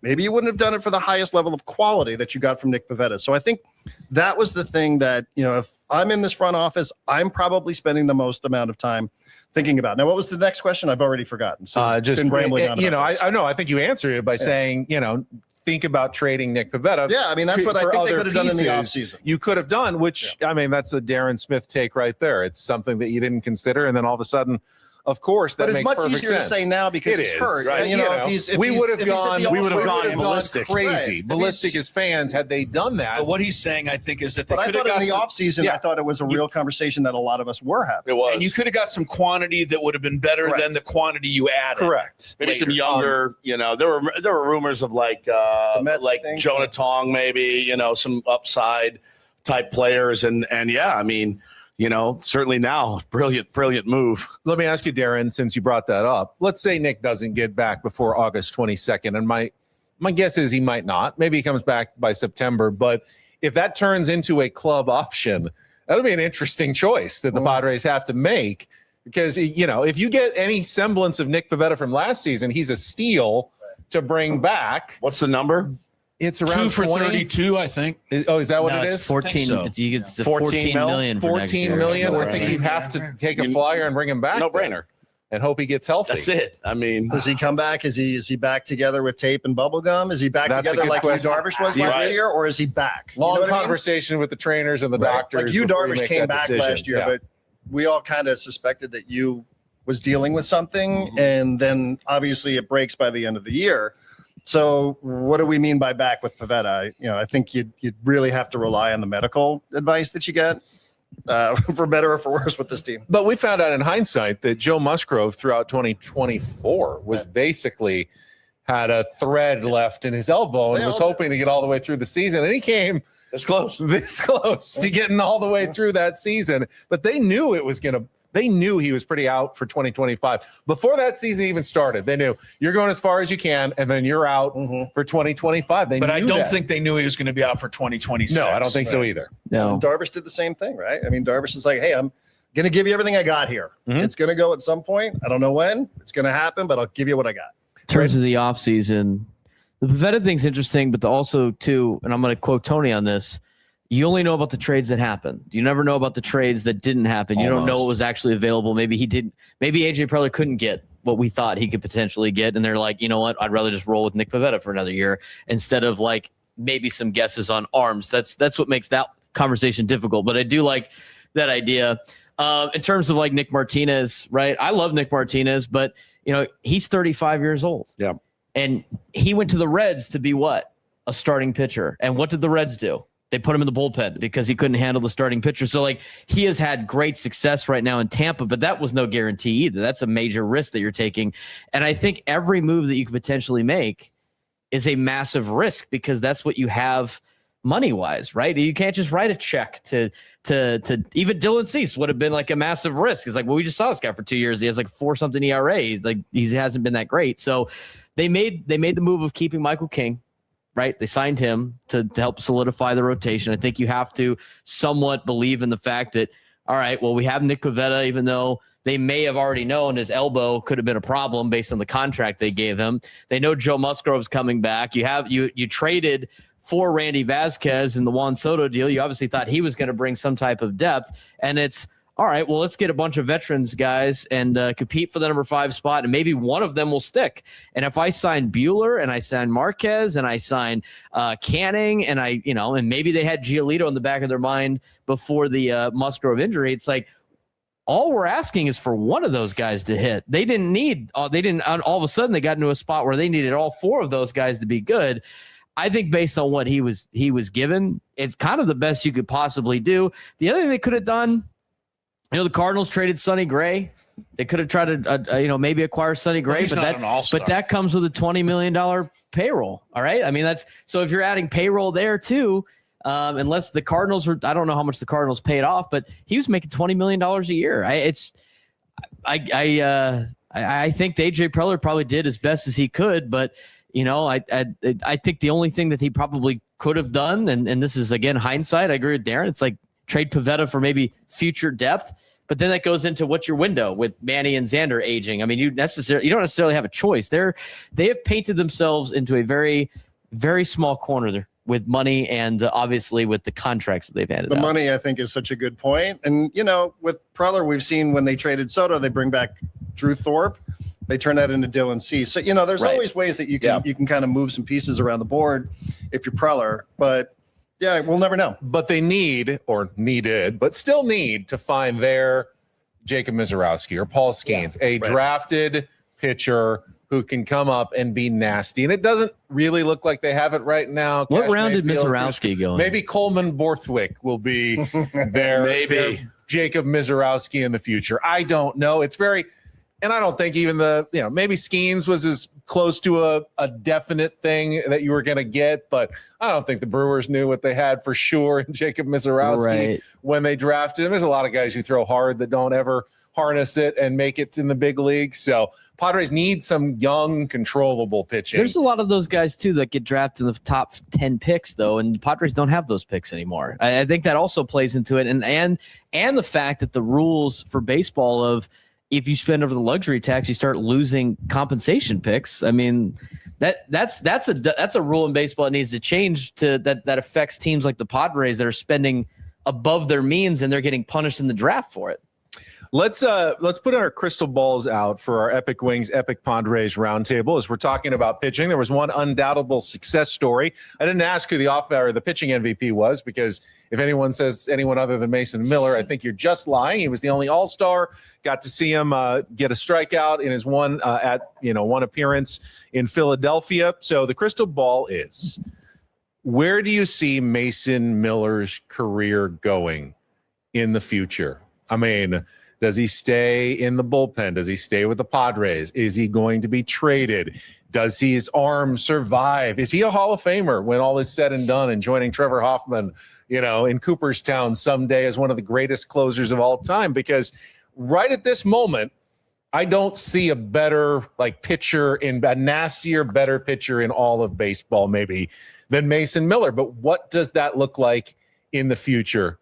Darren, I'll let you start this one. I mean, what do you see for Mason Miller going forward? Love him as a closer, right? We talked a little bit about him converting into a starter. I think there's probably a reason why that hasn't happened up until this point in his career. I was really excited when the season started to talk about him potentially competing for a Cy Young Award. I really thought that was a real conversation to have. Now, unlikely as it may have been, I think he's that caliber of player. I think, I'm a guy who's loved the Trevor Hoffmans and the Mariano Riveras of the world. These guys are real weapons, So I keep them. I keep them around. I keep them going to the All-Star games. I think you've had great lineage when it comes to closers here, and a lot of those guys move on. And whether it's been a Brad Hand, Kirby Yates, we've seen so many. I just looked this all up for the All-Star game because I do Friar Territory with Heath Bell. who's a 3-time Padre All-Star. So there's been all these great closers, but Trevor's obviously the guy that stuck around, and I think Mason Miller has that. I think he has that personality. I think he has that cachet. Health permitting wise, again, it's always going to be an issue with a guy that throws that hard. But love everything about him. Love the makeup. Everything you hear about him is he's the bee's knees. So I keep him as long as I can, and I keep him out there for the Rolaids or Fireman of the Year, the Trevor Hoffman Award. I keep him out there in contention for Cy Young Awards because I do think he is that good. He'll get votes this year. I mean, he's on track to get a lot of votes. He hasn't done anything wrong, essentially. Right. Obviously, a starting pitcher like Jacob Mizorowski is going to always attract more attention than a relief pitcher, but no doubt that he will get votes, for a Cy Young this year. Yeah. So and probably should have won it the year that Brandon Webb did. Absolutely should have won the year that Tom Glavine won, wasn't it? Won it twice. Should have won it a couple of times. And then 2006, I think, with Brandon Webb. So if he just wasn't left off, how many ballots was it? I think that didn't vote for relief pitcher at all, he would have won a Cy Young Award. Braden, where do you see Mason Miller's career arc going? I think it's here in San Diego. I think the Padres understand how much of a value he is. And I mean, thanks to our great research from Adam about the ERA plus just had that pulled up of Mason Miller. I mean, it's truly remarkable, the player that they traded for and the player that they have turned him into. Before the Padres traded for Mason Miller just last year, his ERA plus was 115. It turned into like 500 as soon as he took over for the Padres, is how dominant it was. So obviously the Padres saw something in Mason Miller of, we can make this guy even better than he already is. And he's at the highest value that you possibly can have, which led to our conversation yesterday on our show about, like, he's so valuable. Maybe this is the time to trade him. Who could afford to trade for this kind of value? I mean, he's kind of like a beach house that we all know costs $40 million, but there's not necessarily a big market of people that are buying $40 million houses. So I think he stays here because of his value. I think he brings a lot to this team. I mean, you're talking about young, controllable pitchers that you need on this team, obviously more for starting pitching, but that guy's young, he's controllable, and he's very affordable right now. So I would imagine AJ Preller has to get his shoes blown off for him to pull the trigger on potentially trading away Mason Miller, and that's something that AJ Preller doesn't do. And Woods, you had those numbers out just to explain ERA plus just a little bit. 100 ERA plus means league average, so 115 is 15% better than league average, which is actually quite good. Mason Miller's number is this year, his ERA plus is 4.58. That means he's 4.5 times better than a league average pitcher. Even like Mariano Rivera, and his height was in the 200s and 300s for most of his career. That's how absurd the numbers are. Which is why, when the phone rings and somebody wants, it's Brian Cashman on the line, and it's whoever, it has to be a package where you go, I literally could not say no to this. And probably just like the A's felt, and we couldn't say no to Leo DeVries. We couldn't say no to it. We had to let Mason Miller go. Yes, we had him for control. Yes, he was cheap. Yes, we're going to be moving to Vegas. We could use a guy like this. But when Leo DeVries is offered, you can't say no. It's got to be like that. And I don't know who DeVries for Mason Miller right now. Straight up. What are you doing? Flip it back, you mean? Flip it right back to him. I'm keeping Miller. My craziest idea is trade him to the Dodgers and just know they're already going to win this year. just trade them. Get their best prospects, get a couple of their arms, and let's put your feet to the fire, Andrew Friedman. Do you want to win a third, maybe even a fourth? But we're going to beat you with your own guys eventually. Just like the Red Sox did, right? Just like the Red Sox did, right? And the Washington Nationals did, right? Yeah, and so, but you have to, it's going to have to be a move that makes his hair fall out, with consternation. And, Chris, I laugh, though, when pundits say no GM in baseball is going to give up that kind of haul for a relief pitcher. Are you sure when the GM knows that his job may be on the line because of what a closer does in a critical game, and there's a closer who's 4 to 5 times better than the average pitcher you could throw out there that might be available, you don't think there's a couple of them that might just overpay for that kind of job security, or at least confidence in throwing a player like Mason Miller out there late? Well, I'm only concerned about my future. And my future, I've already talked to Adam Klug about this. My future includes another trip to Cooperstown in about 10, 11 years. Probably more like 15 or 16. You think maybe I won't make it. I'm hoping that they'll keep me on the air that waiting long. period's going to get you. I'm out of luck. I could be out of luck. But, we did get to go to Cooperstown to see Trevor inducted. And, so I'm thinking the same thing. That's how good he is, obviously. I'm not listening to any trade offers at all. I think he's got to be here. You got 4 years more of control. Even if you don't contend this year, I think you're going to contend next year and the year after and the year after. And there's just no weapon like him in baseball. So no, I'm not answering the phone, and I'm certainly not moving him to a starting role ever. Even if, what are you going to say? Joe Burrow could play wide receiver. Why would you take him out of, being the best quarterback in the league, whatever? I think there's only two things that could keep Mason Miller out of the Hall of Fame. One, we all know it, and we hope it doesn't happen. His arm explodes.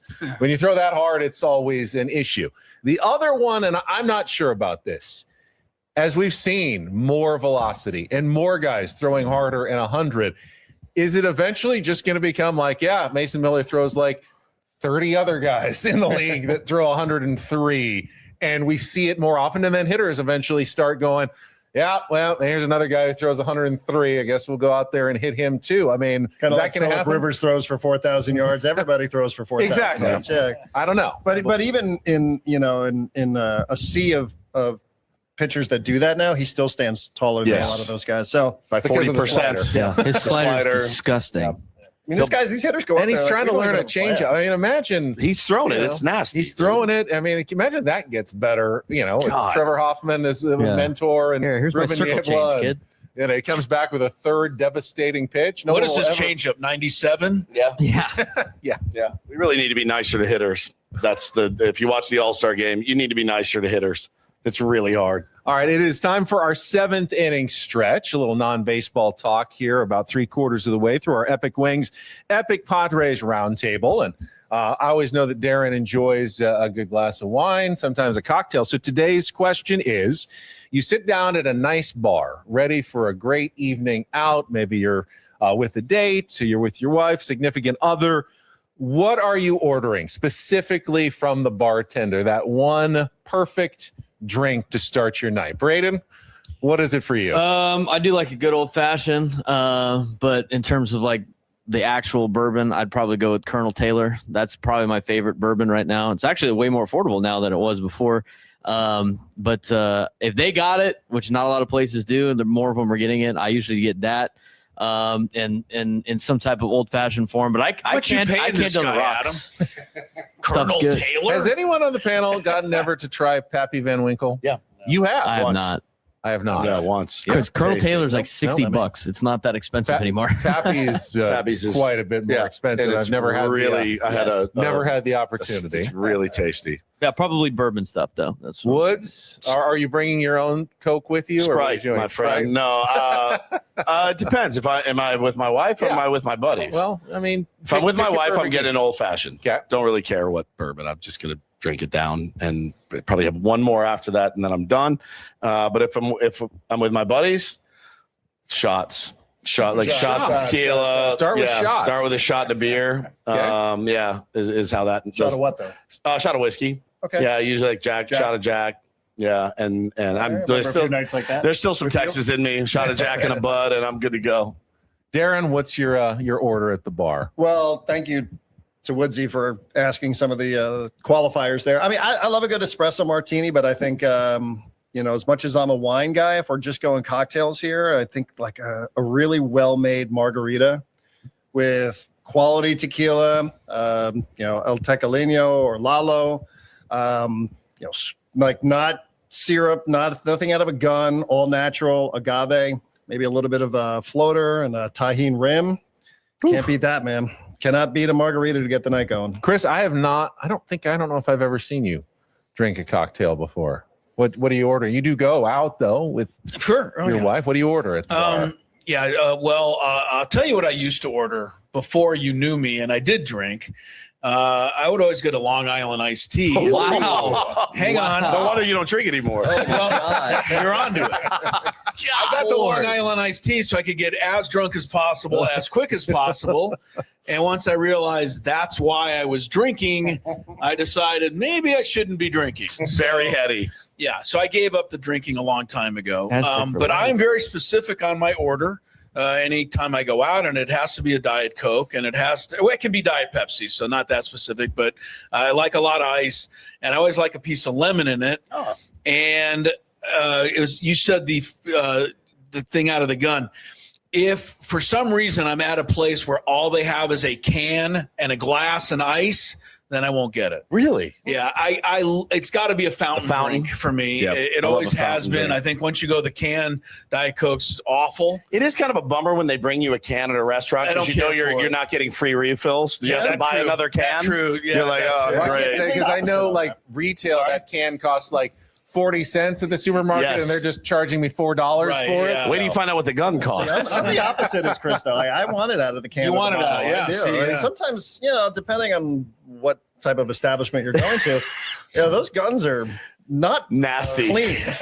Coke's all flat. I've worked in those places. Like, you'd be surprised what goes on behind the scenes. And one last thing, I give a pat on the back to any waiter or waitress who remembers to bring the lemon. They all say they will, but my percentage on bringing it is about 35, 40%. Yeah. Most waitresses forget to bring that. For me, I do enjoy an old fashioned or a Manhattan because I like bourbon. But if I'm going out fancy, nice dinner, and I want to order something at the bar just to set the mood, ice cold Kettle One martini with 3 olives, not dirty, but 3 olives in it, just as cold as you can possibly make it. Shaken, not stirred. But I never say that because that's ridiculous. That would be That is ridiculous. ridiculous. That would be. Yeah. All right, let's look ahead to the second half of the Padres season getting underway tomorrow. Let's just keep it simple. Braden, what are we kind of expecting coming out of the gate here against the Royals, the Braves, and a really critical series against the Marlins, who you're trying to chase down in the wild card race? Well, with the Padres kind of looking like 2024, I'm expecting them to lose 8-0 tomorrow and then come on a nice little winning streak, right? The only difference is they're already 500. In 2024, they lost that game to get to 500.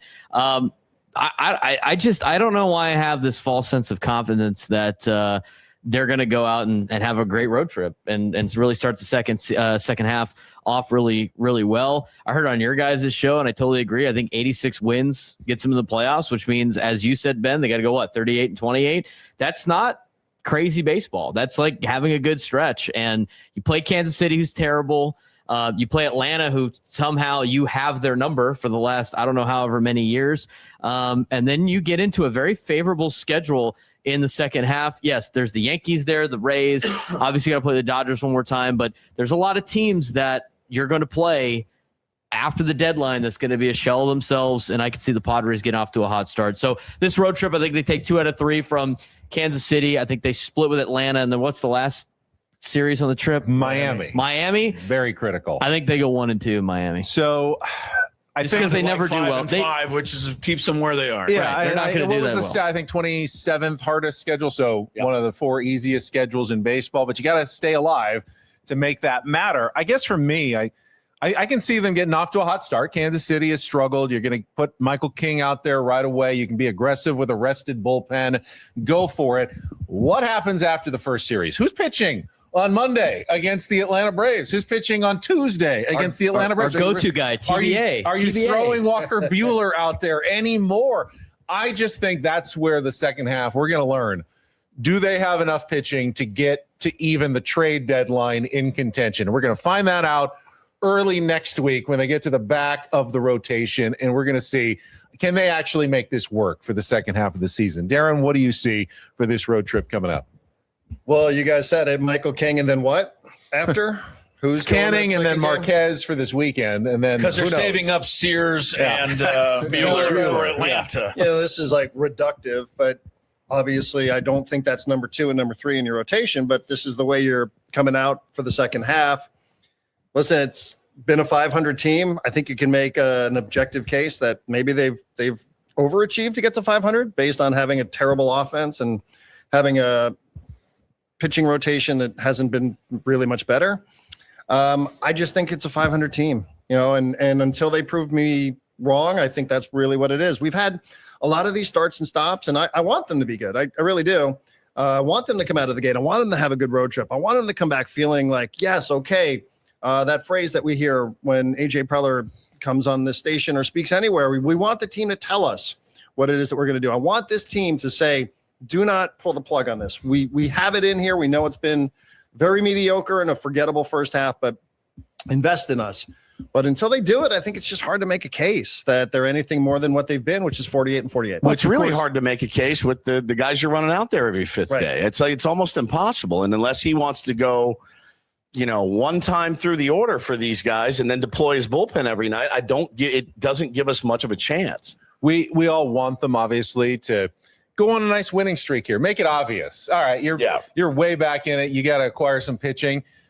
But there would be some sense of relief if they just came out and played terribly, and we go, okay, clearly you've got to sell. But see, you can't say clearly because look who is making that decision. He is not the guy that wants to sell. At least in my mind. Well, in our minds, it's already kind of made up. So you know that we're going to be sitting here in 2 weeks, and they're going to be, again, like still 3 out, and they're going to have played a game or two above 500. And we're all still going to be, Chris, sitting here going, I don't know if they should buy or sell. I mean, they shouldn't buy a lot, but I can't see them selling. It would be bad to give up. We're going to be going through this all the way up until August 3rd. We live in purgatory. You shouldn't have saved me for last because I wanted to end the show on an upbeat note, but you did, really? No, I'm not going to end it on an upbeat note. I really don't see how even 500 is sustainable with this pitching rotation and the worst hitting in baseball. Those are two things that I don't see how you can overcome. And even play 500, I do agree with Darren. It's quite remarkable that they're even at 500 based on those numbers. I am very concerned that unless something happens, none of us really foresee. We're trying to talk ourselves into it. We may have the first September where we're just playing out the string in 6-7 seasons. We haven't had that for a long time. You say 86 is what they need to get to. I think they may get to 86, but losses. I don't, unless something crazy, something's going to have to change, right? This can't continue, and you can't go 86 and 76 with this. There's no way. I mean, you're right. If they still have the worst offense in baseball in the second half with that pitching, they're going nowhere. I always like to think of that, the disclaimer you hear at the end of a lot of commercials for, financial services and stock trading. Past results do not always indicate future performance. Is that something like objects in your mirror? Yeah, I mean, and in baseball, it's kind of true. You can sort of throw out the first half a little bit because second half could be completely different. And we see it a lot of the time in baseball. The teams play differently than they did in the first half of the season. This team in particular. Yeah. If you go back, we're going to learn now, was this second half show? Or if you want to go back even to Bob Melvin, I think it's 4 straight years that they've been better in the second half, winning percentage-wise, than what they were in the first half. And you can qualify that all you want and say 2023 didn't matter. I don't believe that. They were better. They are over 500 the last 4 years in the second half. Are they going to do that again? Believe it when I say it. A good final word from our guest, Darren. Thank you for joining our panel. Again, you can catch him on Friar Territory. And, of course, SDFC coverage begins again next week. They return to action. Darren, thanks for coming by. Thank you, guys. Appreciate it. That's it for our Epic Wings, Epic Padres Roundtable. We're off next week, very early Padres baseball in Atlanta, and then back in 2 weeks with another roundtable. We'll know a lot more by then. For Braden, Woodsy, Darren, and Chris, I'm Ben. Thanks for joining us on San Diego's #1 sports station, 97.3 The Fan. So long, everybody. Hey, it's Chris Ello from Gwynn Chris, and if you like sports, we got you. If you like random banter about life, we got you. We'll talk about it all, 2 to 6 p.m. weekdays